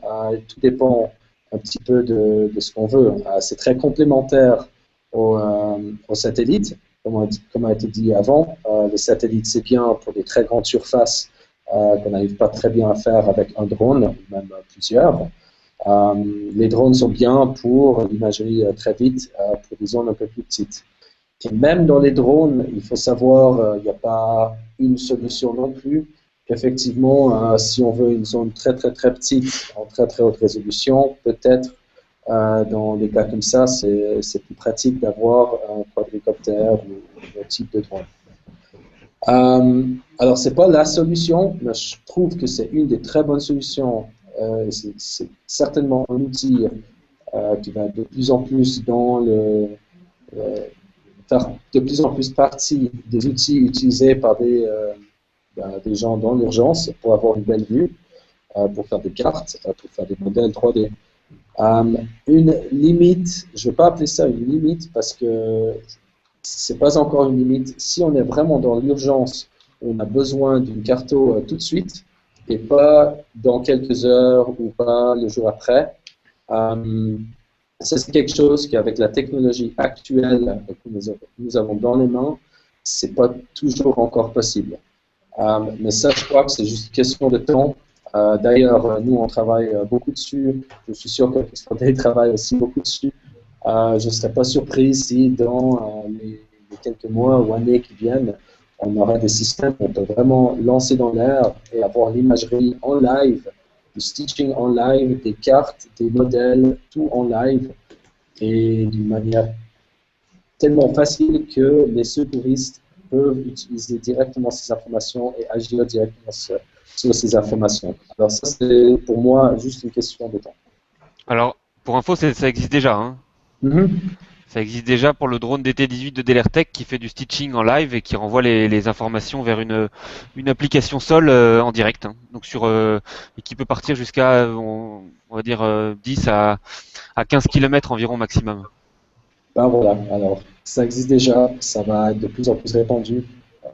Puis c'est pour tout ce qui est peut-être ce que nous on a fait en IT, que c'était aide à reconstruction et cartographie, il n'y avait pas les limites des minutes importantes. Mais pour tout ce qui est urgence et vraiment premier secours, effectivement, c'est une technologie qui va être de plus en plus répandue. Donc juste aussi également pour apporter une petite information supplémentaire, on n'est pas là sur la cartographie pure, mais il existe également dans les drones des solutions nommées ce qu'on appelle on-screen display ou first person view, donc qui vont vous permettre de visualiser la zone que vous êtes en train de survoler, donc, et qui est retransmise directement à l'opérateur au sol. Mais bon, là on est sur quelque chose, on ne va pas pouvoir réaliser une cartographie ensuite, mais on peut déjà visualiser certaines informations alors qu'on est en train de voler. Absolument. Donc ça, c'est un défi technologique auquel on travaille à l'heure actuelle, afin de vraiment permettre à des utilisations de ce type, donc d'urgence ou de cartographie rapide. Donc l'idée, c'est de proposer très rapidement une solution très grand public qui permettrait de modéliser assez facilement son quartier, sa maison, donc vraiment partir dans le ludique. Très bien. Donc ce que je vous propose, c'est qu'on passe à la partie, donc à la seconde partie de cette interview. On va ouvrir la discussion cette fois sur l'usage des drones de manière générale, avec Emmanuel, donc je pense qu'il va intervenir de manière plus régulière, puisqu'on va également se concentrer sur la partie française. Pour les autres invités, néanmoins, n'hésitez pas également à intervenir, parce que vous avez un gros background à ce sujet, donc ça va être une discussion plus ouverte sur la thématique des drones. Avec déjà, quand j'ai commencé à m'y intéresser, donc un problème de vocabulaire qu'on retrouve sur les différents sites, ou en tout cas sur les différentes informations. Drone, c'est le nom qu'on entend régulièrement aux informations. Dans la communauté, c'est généralement des termes tels que UAV, UAS, etc. Donc, quel est le bon terme? Existe-t-il en termes de communication? Faut-il en utiliser un plutôt qu'un autre? Ok. Le terme grand public, c'est drone. Il faut savoir que drone, en France, je pense dans le monde francophone, ça a une image qui est relativement bonne par rapport aux États-Unis où le terme drone évoque vraiment le côté militaire des drones et la guerre des drones au Pakistan, en Afghanistan, etc. C'est pas le terme à utiliser en théorie, même si jamais c'est le terme qui est beaucoup repris par les journalistes. Quand on est dans le monde professionnel, on va parler de alors, UAV, pour Unmanned Aircraft Vehicle, a été progressivement remplacé par UAS, dans lequel S veut dire système. Mais le vrai terme vers lequel la communauté internationale s'oriente, c'est RPAS, pour Remotely Piloted Aircraft System. Et en français, ça veut bien dire, ce que ça veut dire, c'est système d'aéronef télépiloté. Et la réglementation stipule bien qu'on parle pas de drone, on parle d'un aéronef télépiloté, ce qui n'est pas pareil qu'un aéromodèle. Un aéromodèle, c'est un jouet. Donc, par exemple, l'aérodrone de Parrot, c'est considéré comme un aéromodèle, comme un jouet, alors que le EB de Sensefly, c'est un aéronef télépiloté, qui est un aéronef professionnel. Donc aujourd'hui, c'est un peu délicat d'annoncer aux journalistes qu'on utilise tous des systèmes d'aéronefs télépilotés. C'est un peu long. Donc par facilité, on utilise drone. Mais ce qui est sûr, c'est que progressivement, on parlera de plus en plus d'aéronefs télépilotés. En tout cas, c'est le vrai langage. Chez IBI, enfin justement chez Sensefly, est-ce que vous avez rencontré également ce problème de communication autour du mot drone, etc. Est-ce que c'est juste moi qui me pose un problème sémantique ou est-ce que c'est un vrai problème sur le terrain où les gens ne savent pas forcément ce que représente un drone? Question très intéressante. Moi, je pense que j'ai vu vraiment beaucoup de discussions à ce sujet dans plein de communautés différentes, la communauté de drones, mais aussi le grand public. Après, nous, en général, les clients qui viennent vers nous acheter nos drones, ils savent ce que c'est et ils savent à quoi c'est utile et ils ne sont pas très intéressés si nous on appelle un drone ou un UAS ou autre chose. Moi, personnellement, je crois que le nom drone, quelque part, quand le public s'est accroché dessus, ça va rester comme ça va être utilisé de plus en plus, ça va probablement remplacer tous les autres termes dans le grand public, mais pas forcément dans le monde professionnel, clairement, mais on peut faire une distinction. Mais le grand public l'appelle un drone, ils vont toujours l'appeler un drone. Je pense ce qu'il faut faire, c'est pas forcément essayer de changer le grand public, parce que ça c'est très difficile, c'est plutôt de changer ce que les gens ils pensent que c'est un drone. C'est aussi d'ailleurs une raison que nous on a décidé d'appeler notre association à côté Drone Adventure et pas UAS Adventure ou autre chose. Et de notre côté, on l'a appelé la Fédération professionnelle du drone civil et ça veut bien dire ce que ça veut dire. Hein. Ben voilà, c'est ça. Moi, je pense, personnellement, je vois de plus en plus le monde qui change et les gens qui commencent à comprendre à quoi ça sert un drone. Alors, j'ai pas vraiment peur que. Moi, je pense que le mot drone va de plus en plus avoir une connotation plus comme avion ou autre chose que quelque chose de militaire et de méchant. D'accord, juste pour continuer, parce qu'on court après le temps maintenant. Donc, toujours pour avoir un point de vue pour améliorer notre connaissance des drones, parce qu'il en existe de différents types, donc qui vont de ces petits jouets, on dirait presque des petits insectes, jusqu'à des très gros modèles. Donc il existe une typologie. Les drones qui sont utilisés aujourd'hui, donc tels que le IBI, se classent dans quelle catégorie et pourquoi, Emmanuel? Je prends le cas de la France, mais en fait on va le retrouver dans les autres pays, hein, grosso modo. Un drone civil, aujourd'hui, ça fait dans tous les cas moins de 150 kg. C'est-à-dire que la réglementation civile parle des drones de 0 à 150 kg. Mais dans ce range de 0 à 150 kg, vous avez différentes classes.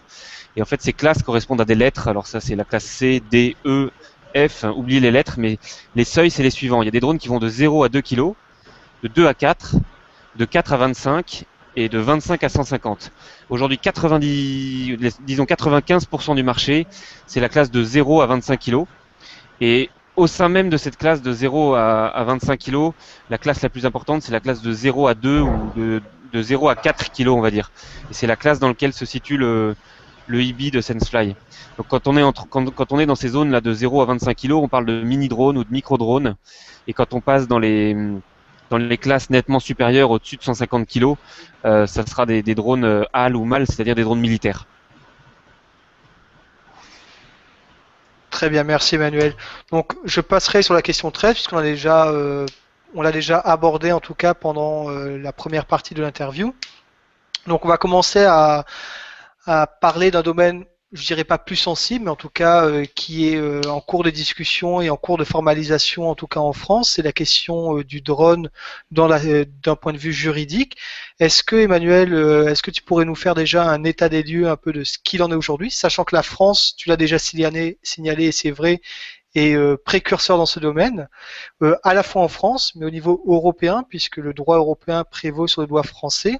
Donc, qu'en est-il aujourd'hui? Quelles sont, dans les quelques prochaines années, quelles seront les prochaines restrictions, en tout cas les prochaines législations? J'ai coupé la vidéo pour des histoires de lag, hein. J'espère que ça c'est OK pour tout le monde. Mais pour répondre à cette question, alors aujourd'hui c'est parfaitement légal d'opérer un drone civil en France, il n'y a aucun problème, hein. Ça ne pose plus de questions juridiques si jamais vous vous conformez à la réglementation. Et la réglementation demande simplement, si vous voulez opérer un drone, d'être assuré en responsabilité civile, d'être formé à l'utilisation de ce drone et d'avoir déposé auprès de la réglementation, auprès de la DGAC, un manuel d'activité particulière, en fait un document qui dit comment vous opérez. Si vous avez ces trois critères, hein, l'assurance, la formation et le manuel d'activité, vous pouvez opérer un drone sans problème. Les questions juridiques sur le respect de la vie privée, je trouve que c'est aujourd'hui un peu un faux débat, parce que dans l'état actuel de la réglementation, vous pouvez pas survoler ni de personnes, ni de zones peuplées. Sauf des cas très spécifiques en fait où vous allez prendre très très peu d'informations. Donc aujourd'hui, ok, ça génère beaucoup de fantasmes et de craintes, hein, ces drones qui survolent partout les gens pour les espionner, mais c'est pas du tout la réalité du marché, hein. Alors justement, Emmanuel, une question de Rodolphe via IRC. On entend parler de zones peuplées un peu comme la limite depuis le début de cette discussion. Comment ça se passe dans la définition de cette zone peuplée? Alors peut-être que ça varie selon les pays, mais est-ce que tu peux déjà nous répondre sur la France, ou c'est la zone urbaine, c'est une concentration de population par rapport à une statistique INSEE? C'est comment ça se définit en fait? C'est très simple et à la fois con, mais c'est la zone peuplée, c'est la zone qui est définie comme peuplée par la carte OACI locale. Donc en France, on a les cartes OACI et il y a des zones qui sont colorées en jaune, en orange ou en blanc, et ça correspond aux zones peuplées, tout simplement. Ça ne correspond pas forcément à la réalité sur le terrain. Donc charge à l'opérateur de faire la part des choses entre ce qu'il voit sur la carte OACI. Par exemple, il peut se situer dans une zone non peuplée selon la carte OACI, mais en fait se retrouver dans un village qui a poussé depuis, qui n'est pas mis à jour. Et là, c'est à lui de voir si jamais il prend la responsabilité de mettre un drone en œuvre au-dessus de ce village, quoi. J'avais également une seconde question de la part d'un auditeur qui était, il faut que je la retrouve, quel est l'intérêt, donc à la fois pour Adam et pour Emmanuel, quel est l'intérêt de demander une qualification de type S4 pour des questions de vol si le drone, en tout cas, si la conduite du drone peut se faire automatiquement? Donc pourquoi il y ait une nécessité pour l'opérateur d'avoir ce type de qualification? Je précise que l'auditeur s'appelle Emmanuel, mais surtout qu'il travaille dans l'exploitation au profit de l'industrie, dans le développement d'aérostats. Hein. Oui. Ça permet de contextualiser un peu la question. Je vais répondre. C'est pour Adam et moi la question, c'est ça, hein? Voilà. Ok, alors pardon Adam, je vais répondre avant toi rapidement. Disclaimer pour j'ai fondé une société qui s'appelle Redbird, là vous voyez le logo derrière. Je connais bien le scénario S4, on est une des rares sociétés en France à opérer des drones en scénario S4. Et je peux vous assurer que la conduite de l'aéronef S4, elle est loin d'être évidente, et même si jamais l'aéronef il est piloté via un ordinateur, il y a énormément de critères à contrôler, à sécuriser pour s'assurer de la bonne opération du vol, parce que le drone, ce n'est qu'un point sur un écran. C'est absolument impensable de penser que l'opérateur est juste en train de regarder le point sans contrôler les paramètres de la caméra, sans contrôler la météo, sans contrôler la sécurité s'il y a des avions qui peuvent arriver, etc. Donc c'est très très important d'être formé. En tout cas, c'est impossible d'utiliser le DT-18, qui est le seul drone S4 en France, sans formation. Voilà ce que je pouvais dire. Je peux vous assurer, j'invite quiconque à venir regarder un drone S4 en opération. Ça nécessite beaucoup d'intervention humaine quand même, hein. Alors, moi, malheureusement, je ne peux pas trop répondre à cette question de ma part parce que je ne sais pas ce que c'est le scénario S4 précisément. Je dois dire que nous, on est en Suisse et puis on a des règles suisses. Je sais qu'on a pas mal travaillé sur. On a les certificats DGAC de SwingLedCam et de Lily. Ça, je peux dire, mais c'est pas moi qui s'en ai occupé, alors je ne peux pas vraiment dire beaucoup plus que ça. Très J'imagine bien. que c'est relié sur une zone peuplée ou c'est autre chose? Très bien, ça peut être justement l'occasion, Arnaud, de faire un point sur les scénarios. On a entendu parler de scénario S3, S4. Peut-être que ça peut éclaircir pas mal le débat, en fait, non? Je pense que c'est Emmanuel qui sera le mieux placé. Donc effectivement, au niveau français, le droit français a légiféré et a défini plusieurs scénarios en Mm. fonction du type de drone. Est-ce qu'il est équipé ou non d'un appareil et son utilisation également, ce qui peut être surprenant. Quoi qu'il en soit, Emmanuel, à toi la parole. Ok, donc le droit français tel qu'il a été décrit par la DGAC a décrit 4 scénarios, S1, S2, S3, S4. Et voilà, les scénarios en fait sont divisés selon que vous opérez en zone peuplée ou en zone non peuplée. Et selon que vous opérez en vue du drone ou hors de la vue du drone. Et donc pour faire simple, les scénarios S1 et S3 sont les deux scénarios dans lesquels vous opérez en vue du drone. Et en vue, selon la DGAC, c'est à 100 mètres de l'opérateur. Vous avez la vue du drone. Dans le cadre du S1, vous êtes en zone non urbaine et dans le cadre du S3, vous êtes en zone urbaine avec une autorisation préfectorale complémentaire. Ça, c'est les deux premiers scénarios. Et puis ensuite, il y a les scénarios S2 et S4. Le scénario S2, c'est celui qui correspond au IBI de SenseFly. C'est le scénario dans lequel vous envoyez un drone jusqu'à 1 km de l'opérateur en zone non urbaine. Donc c'est typiquement la cartographie d'une zone, une zone de chantier, d'une zone de carrière, d'un champ dans l'agriculture, etc. Mais faut considérer qu'à 1 km, vous voyez quasiment plus le drone, hein. Donc ça, c'est le premier scénario, c'est le scénario S2. Et puis le scénario S4, qui est un cas très particulier au monde, c'est le scénario dans lequel vous allez carrément partir très très loin de l'opérateur, sur plusieurs kilomètres ou plusieurs dizaines de kilomètres. Et bien évidemment, vous ne voyez pas le drone, et bien évidemment, vous n'êtes pas en zone urbaine dans ce scénario-là. Et dans tous les cas, excusez-moi, et dans tous les cas, la hauteur est strictement limitée à 150 mètres du sol. Merci Emmanuel. Frédéric, tu souhaitais ajouter quelque chose? Oui, juste pour préciser aussi il y a un débat aussi au niveau européen. Il y a un travail pour harmoniser tous ces scénarios, toutes ces législations au niveau européen. Mais ça va prendre un certain temps. Il table sur 2018, 2020 pour avoir quelque chose il y a un agenda en tout cas qui est là. Alors, 2015, 2020, enfin, je ne sais pas si j'en sais plus Emmanuel, mais il y a un groupe de travail. Oui, effectivement, il y a un groupe de travail. C'est très difficile d'annoncer une date. En tout cas, il y a une feuille de route qui est officielle, qui a été publiée sur Internet, qui est la feuille de route de la Commission européenne pour l'harmonisation puis l'intégration des drones dans l'espace aérien. Elle est publique, elle a été rendue publique lors du Bourget en 2013. Et je crois que les échéances sont plus courtes que ça, hein. On parle plutôt d'une harmonisation d'ici 2015, mais c'est extrêmement optimiste d'après beaucoup de personnes, hein. Voilà. Donc, on en a pas mal parlé, donc je vais zapper la question 15 qui était justement sur la différence entre les drones de loisirs et les drones civils, puisqu'on en a quand même pas mal discuté. Tout récemment, il y a eu un gros événement donc justement pour votre fédération. C'était la première assemblée générale avec énormément de personnes et également un agenda qui était riche. Est-ce que vous pourriez nous en dire quelques mots et également expliquer pourquoi ce dynamisme français autour du drone? Ok, merci merci de qualifier l'événement d'événement important, on espère. La fédération, elle est toute jeune, hein, elle s'est créée en juillet 2013. En quelques mois, il y a eu 280 adhérents qui se sont inscrits à la fédération. Dans ces adhérents, vous avez principalement des opérateurs, mais vous avez aussi des constructeurs, et puis il y a quelques autres adhérents comme des donneurs d'ordre ou des assureurs. À l'Assemblée générale qui s'est tenue le 4 novembre, il y avait 150 participants. Et dans ces 150 participants, il y avait une très grosse majorité encore d'opérateurs, quelques constructeurs et un tout petit peu de journalistes. Nous, on était très contents de cet événement, c'était un succès. On a pu intervenir, nous, le bureau de l'association, présenter les statistiques du marché français, évidemment. Il y a eu une intervention de Maxime Coffin de la DGAC, qui est la personne qui a mis en place la réglementation. Il y a eu une intervention de Peter van Blienburg, qui est le dirigeant de l'association UVS International, qui fédère énormément d'acteurs du drone, mais cette fois-ci au niveau mondial, au niveau international. Et c'est vrai qu'on sentait un certain dynamisme, aussi bien dans la salle, dans les questions qui ont été posées, etc. Alors attendez, vous m'entendez bien là? Est-ce que j'ai la confirmation qu'on m'entend? J'ai l'impression qu'on ne m'entend pas. Non, c'est parfait, c'est juste qu'on avait coupé les micros. Je continue. Ok, D'accord. Je continue. Comment expliquer le dynamisme du marché français du drone?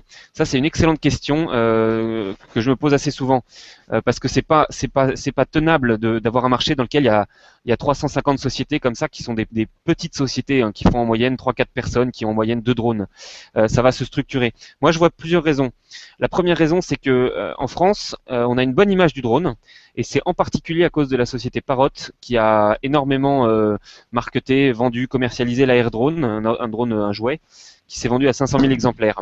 Et ça a énormément fait la une des médias.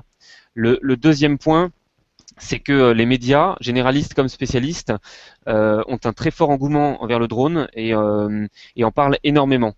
Et ça a facilité aussi le fait que le drone civil a été très médiatisé. Et puis le troisième point, c'est qu'on a une réglementation qui est assez accessible et qui permet d'opérer des drones même pour un investissement assez réduit. C'est-à-dire que même pour quelques milliers d'euros, on va dire même pour 5 à 10 000 euros, vous pouvez avoir un premier drone professionnel pour certaines missions, pas pour toutes. Vous aurez pas un IBI à ce prix-là, mais donc il y a plusieurs raisons qui font que tout d'un coup la France se retrouve à être le pays au monde dans lequel il y a le plus d'opérateurs de drones. On a 350 opérateurs de drones, il y en a 340 en Angleterre, il y en a 130 en Suède, il y en a 50 au Canada, 50 en Australie, il y en a 0 aux États-Unis. D'accord. Bon, voilà. Adam, est-ce que sur la Suisse, tu peux peut-être relativiser ça pour éviter qu'on soit accusé de Ouais, Adam, chauvininisme? Arnaud, Adam. Lorenzo, est-ce que vous avez un point de vue au niveau suisse? Est-ce que vous remarquez Ou plus cet international, engouement peut-être. également? Et ma question, voilà, au niveau international, plus pour Frédéric, est-ce que toi, tu as également remarqué de par tes missions ce même engouement? Donc, nous, de notre point de vue, en tant que provider de software, c'est qu'on a une vue assez large d'un point de vue international en termes d'utilisation de drones. Et c'est vrai que malgré le fait qu'il y ait des limitations aux États-Unis, on a déjà des utilisateurs de notre software qui commencent à émerger.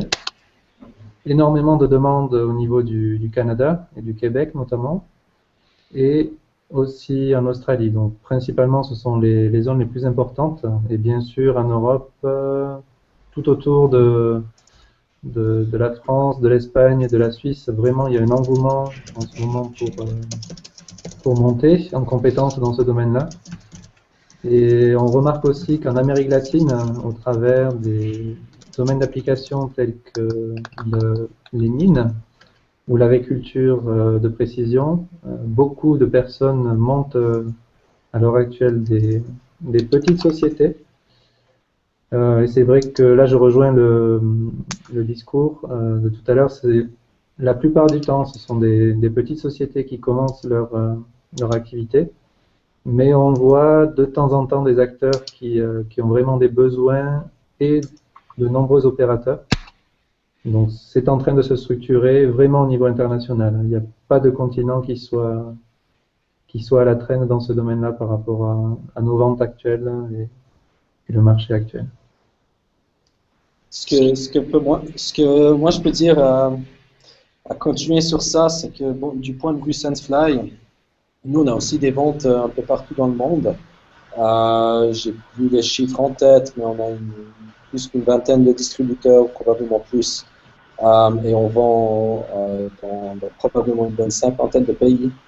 Ce qu'il faut préciser sur tous ces opérateurs en France, comme a été dit avant, c'est qu'une bonne partie de ces opérateurs, c'est tout ce qui est prise de vue, vidéo, événementiel, etc. SenseFly, de son côté, nous on fait des drones pour la cartographie. On en a vendu en France, mais on a aussi vendu dans beaucoup d'autres pays. Et je peux voir pour les drones du type IBI qui font surtout de la carto et de l'usage professionnel de ce type, on a un peu les mêmes acteurs que Pix4D vient de mentionner. Beaucoup en Australie, beaucoup au Canada, beaucoup au Brésil, en Amérique latine. Beaucoup d'endroits où il y a des grandes surfaces qui ont besoin des modèles 3D, tout ce qui est mine, tout ce qui est forêt. Ça, on en trouve beaucoup au Canada. Étant canadien, moi, je trouve plein de forêts et de mines là-bas. Beaucoup d'agriculture aussi. Mais en général, on voit que dans le monde industriel, on commence vraiment à vendre un peu partout, dans les États-Unis aussi.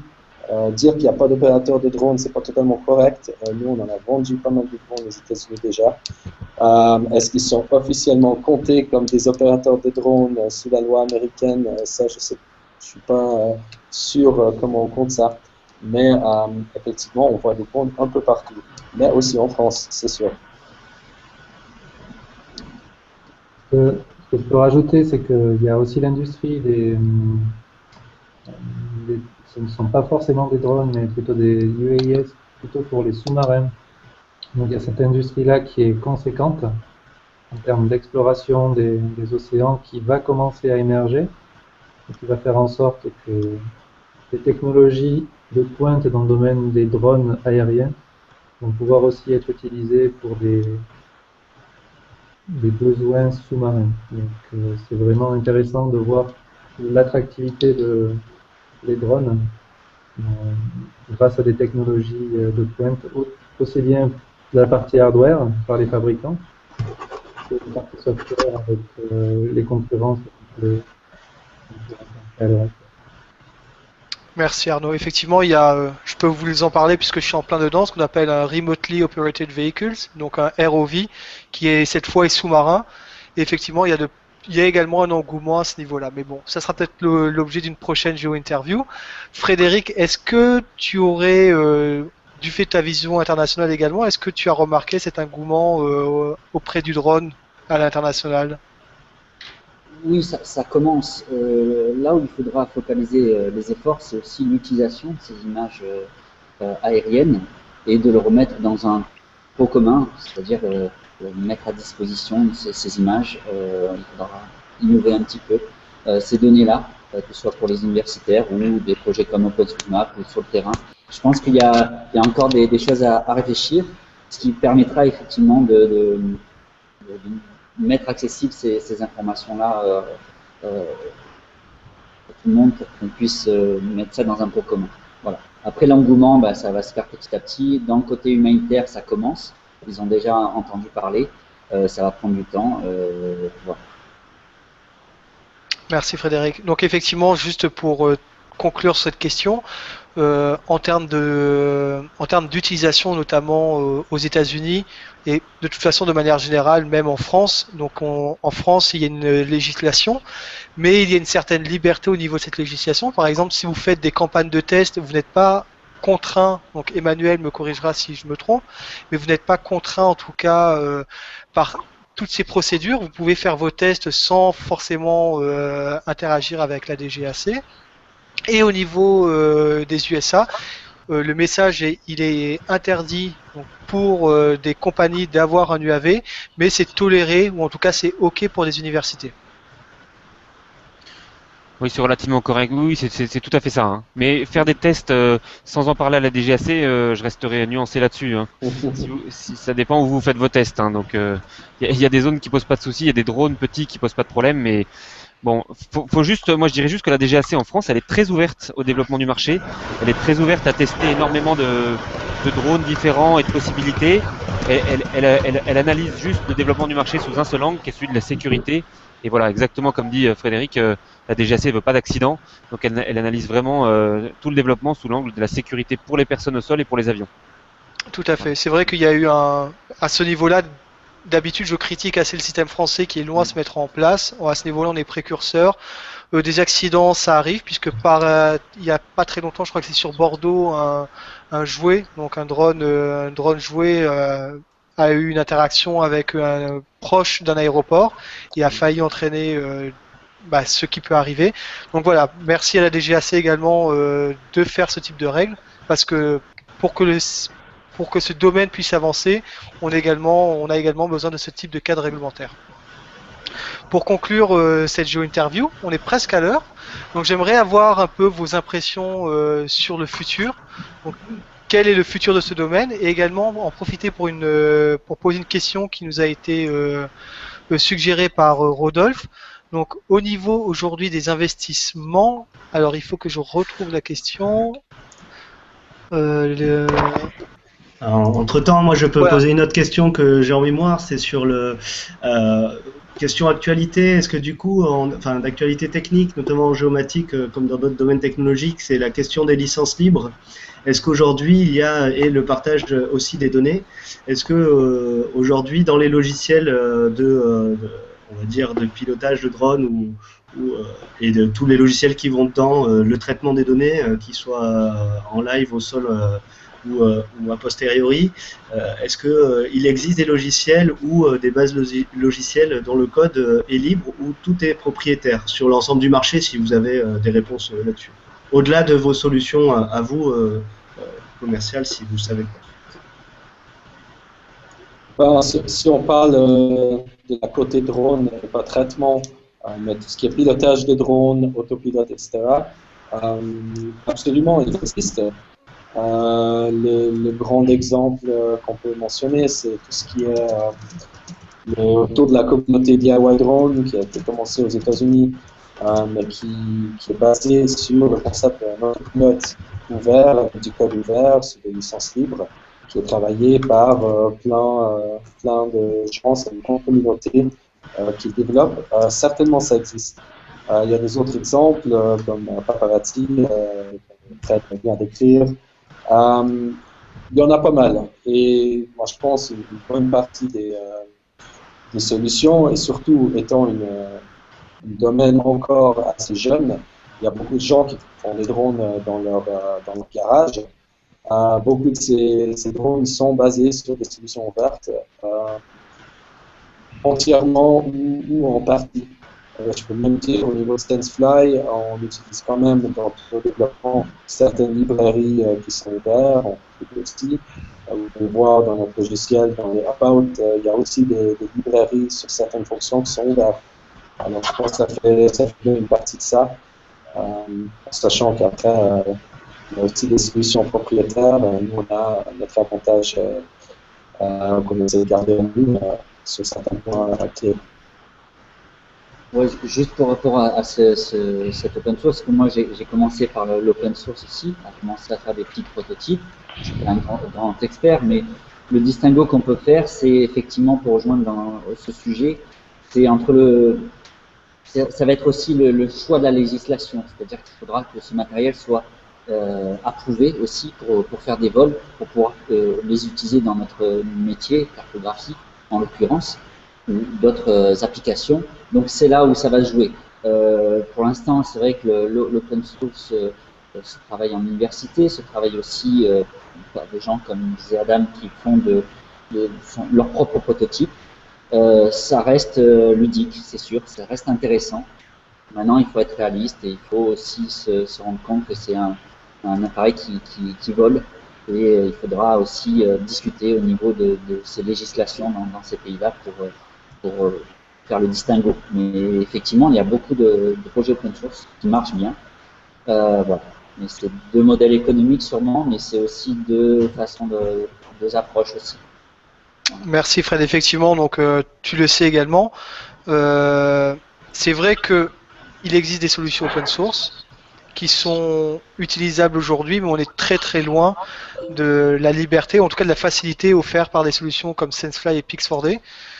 De mon côté, je suis en train de faire mon drone dans mon garage, et quand je vois la difficulté qu'il y a, oui, ça demande à la fois des connaissances en électronique, en mécanique, en logiciel, en programmation, donc ce n'est pas à la portée de n'importe qui. Yeah, Lorenzo, Yes. you want to add something?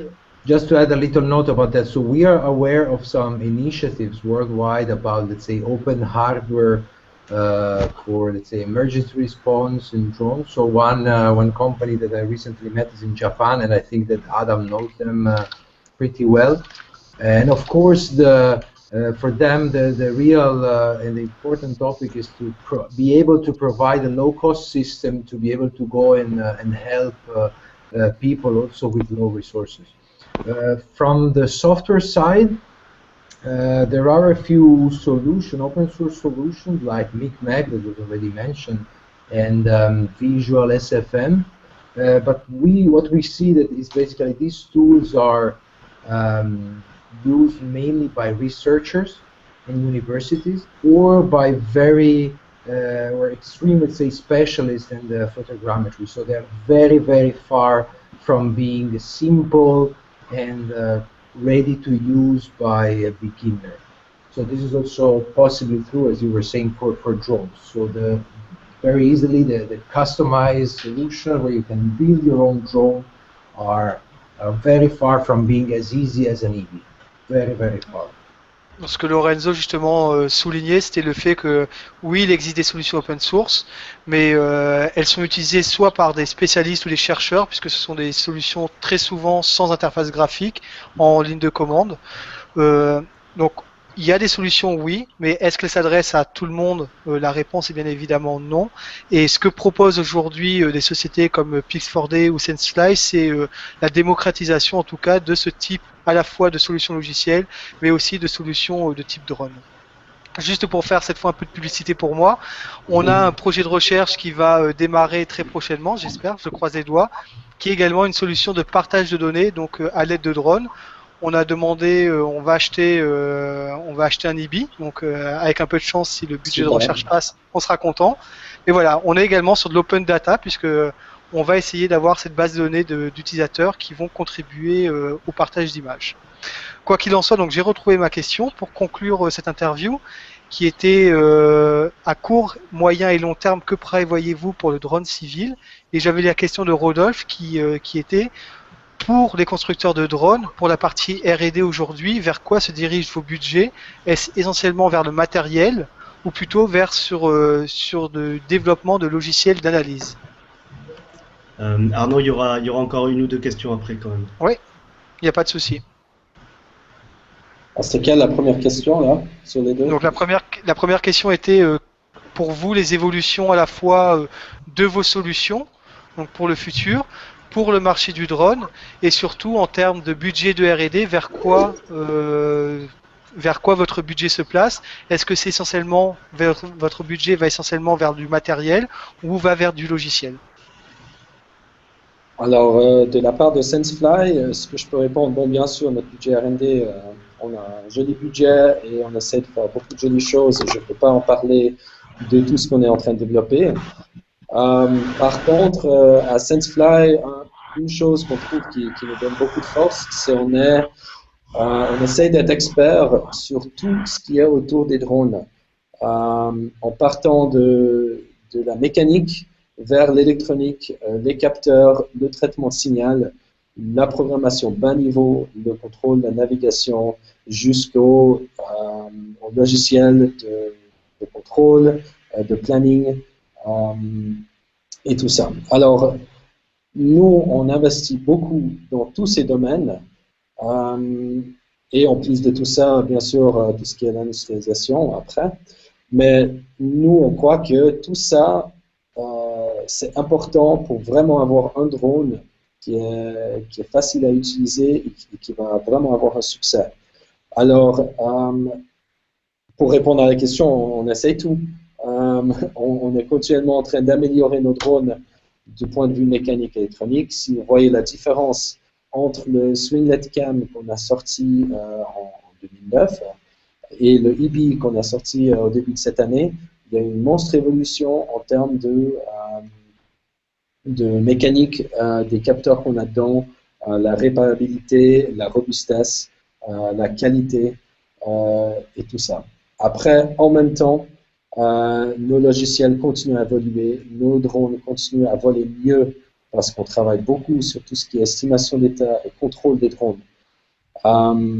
Et en plus de ça, on vient par exemple de sortir une nouvelle version de notre logiciel de monitoring, que c'est plutôt du travail dans la recherche vers du planning un peu plus avancé, où là on est capable de faire du planning automatique en 3 dimensions et visualisation en 3 dimensions du plan de vol pour pouvoir mapper des surfaces beaucoup plus difficiles, comme par exemple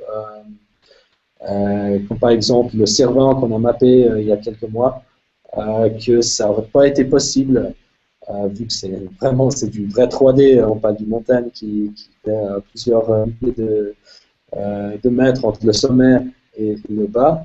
Ça n'a pas été possible de faire sans pouvoir faire du planning avancé en 3 dimensions. Et aussi, l'autre dernier feature qu'on a sorti, c'est le multi-drone. Et ça, personnellement, pour parler du futur, pour répondre à la première question peut-être, moi, ce que je vois dans le futur, une des choses que je vois, c'est des drones de plus en plus automatisés au point aussi qu'ils peuvent voler en plusieurs et partager un travail entre plusieurs drones.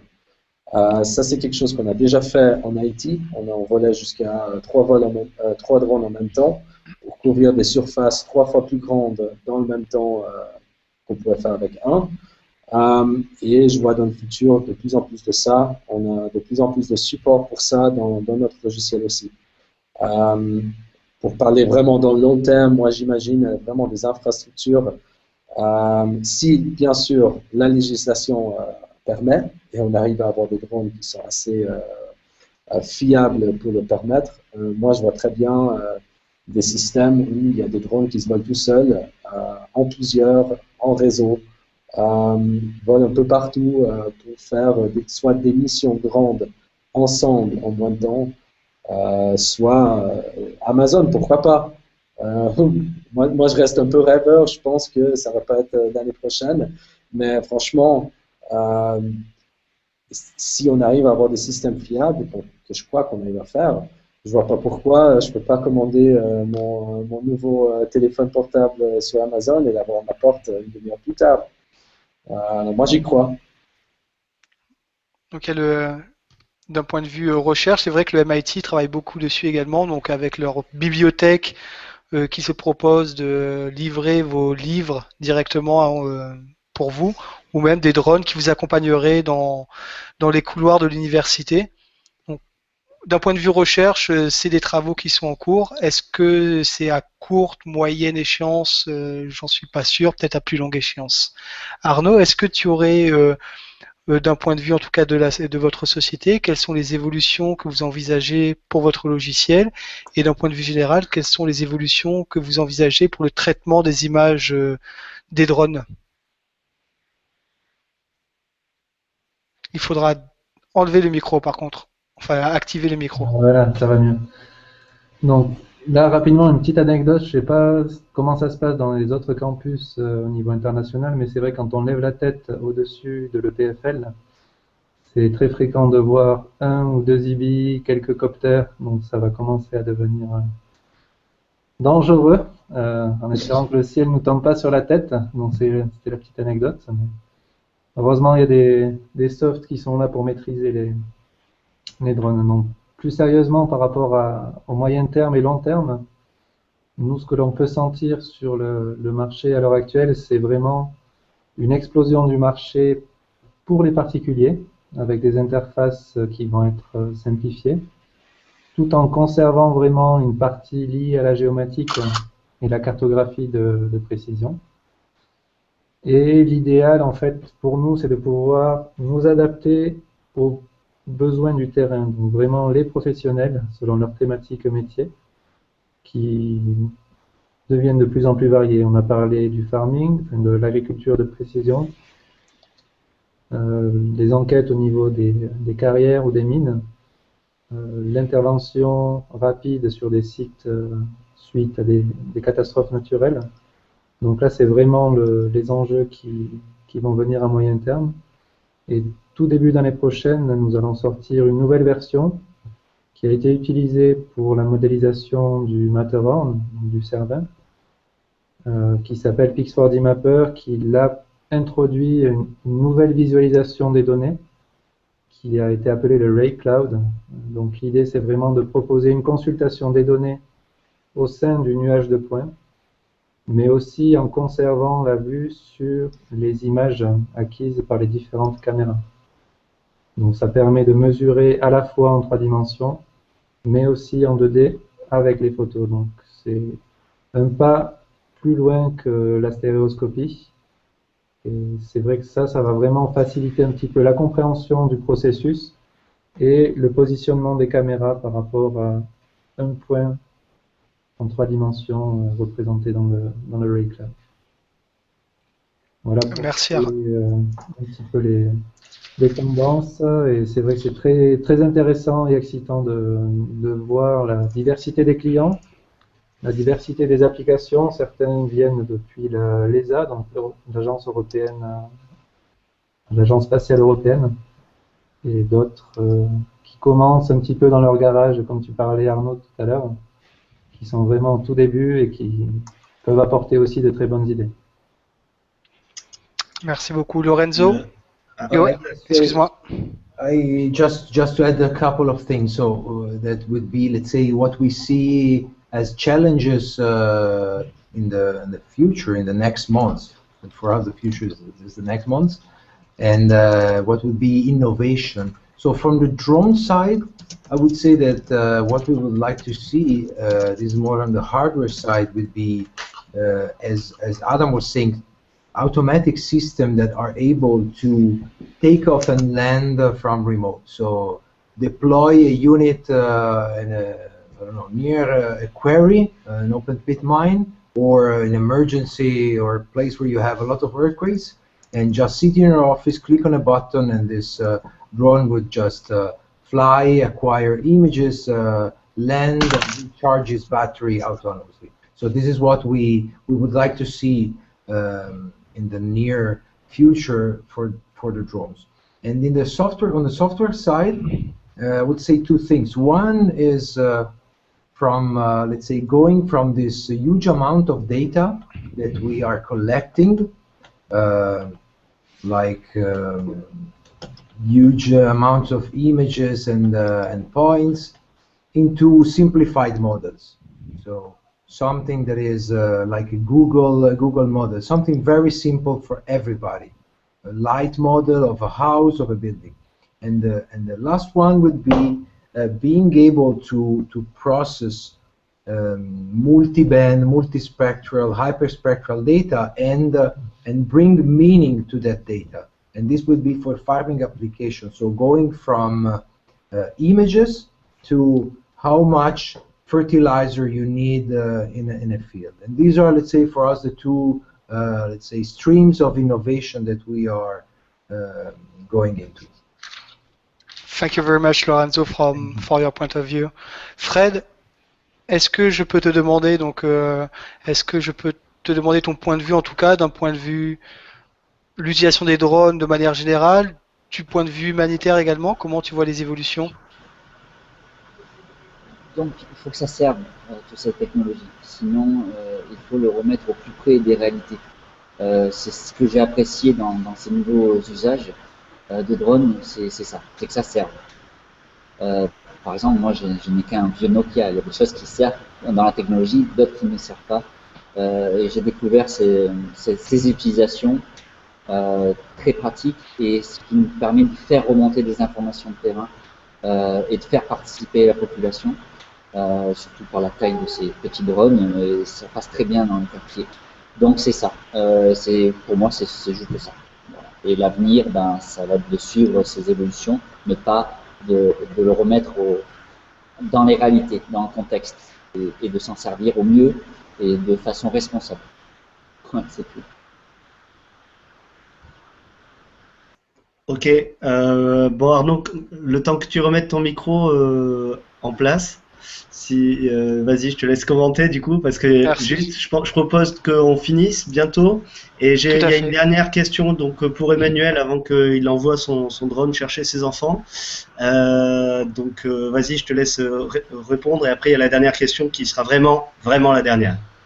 Non, c'était juste pour, effectivement, j'avais manqué la traduction de Lorenzo, donc qui soulignait le fait que pour lui le futur des drones serait des drones complètement autonomes, donc qui décolleraient, atterrisseraient par eux-mêmes, qui iraient se recharger par eux-mêmes, un peu comme ce qu'on voit pour ce qui sont dans vos maisons pour faire le ménage, donc des objets complètement autonomes. Et également, ce qu'il soulignait aujourd'hui, c'est que les capteurs qu'on utilise à l'heure actuelle sont des capteurs uniquement dans le domaine visible la plupart du temps. Donc On va aller vers de nouveaux types de capteurs. Et également, on va aller vers de gros volumes de données. Il s'agira d'exploiter ces volumes de données et de les simplifier pour les utilisateurs pour qu'ils puissent accéder à ces volumes de données. Très bien. La dernière question, messieurs, elle est surtout pour Emmanuel Demestre, je pense. Donc c'est une question de Stéphane sur Google+, qui nous demande si le marché de la spécialisation des drones en environnement sensible est-il accessible aux entreprises privées ou est-il verrouillé par les services de la DGA? Non, je pense qu'il est largement accessible aux entreprises privées. Le terme environnement sensible est un peu délicat. Une entreprise privée va pas intervenir en direct sur une prise d'otage, mais il y a déjà largement des sociétés privées qui interviennent près des centrales nucléaires. Je vois pas pourquoi un drone détenu par une société privée pourrait pas intervenir près d'une centrale nucléaire. D'ailleurs, c'était le cas à Fukushima. Et non, il va y avoir une spécialisation d'opérateurs sur des niches.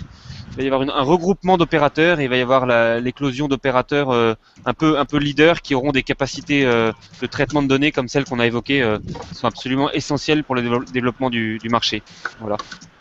Merci Emmanuel. Juste pour terminer cette géo-interview, ton point de vue sur les drones en France? Le point de vue il est très positif. Il va surtout y avoir un rééquilibrage des applications industrielles qui sont minoritaires et qui vont devenir majoritaires dans les 2-3 prochaines années par rapport aux applications médias. Mais l'industrie nécessite plus d'investissement. Et il va y avoir une évolution de la réglementation en 2014. Elle est déjà annoncée dans les prochains mois, avec sans doute plus de poids autorisé et plus de distance par rapport à l'opérateur. Et puis surtout, je l'évoquais, hein, la structure du marché va évoluer avec le regroupement des petits indépendants pour faire des vrais PME et le développement des capacités de traitement de données. C'est très positif. Bon, alors finissons sur cette note positive. Merci à tous, en tout cas, on a dépassé d'une demi-heure le temps accordé, mais merci en tout cas pour votre disponibilité et votre présence. Je souhaite vous rappeler également qu'on a la revue de presse qui sort demain, donc ne la manquez pas. Comme chaque vendredi, et le contenu complet de la géo-interview sera mis en ligne, en tout cas mis en forme d'ici lundi prochain, je pense, le temps de s'y pencher un peu dessus. Mais merci encore à vous tous. Merci. Merci à tous. Merci.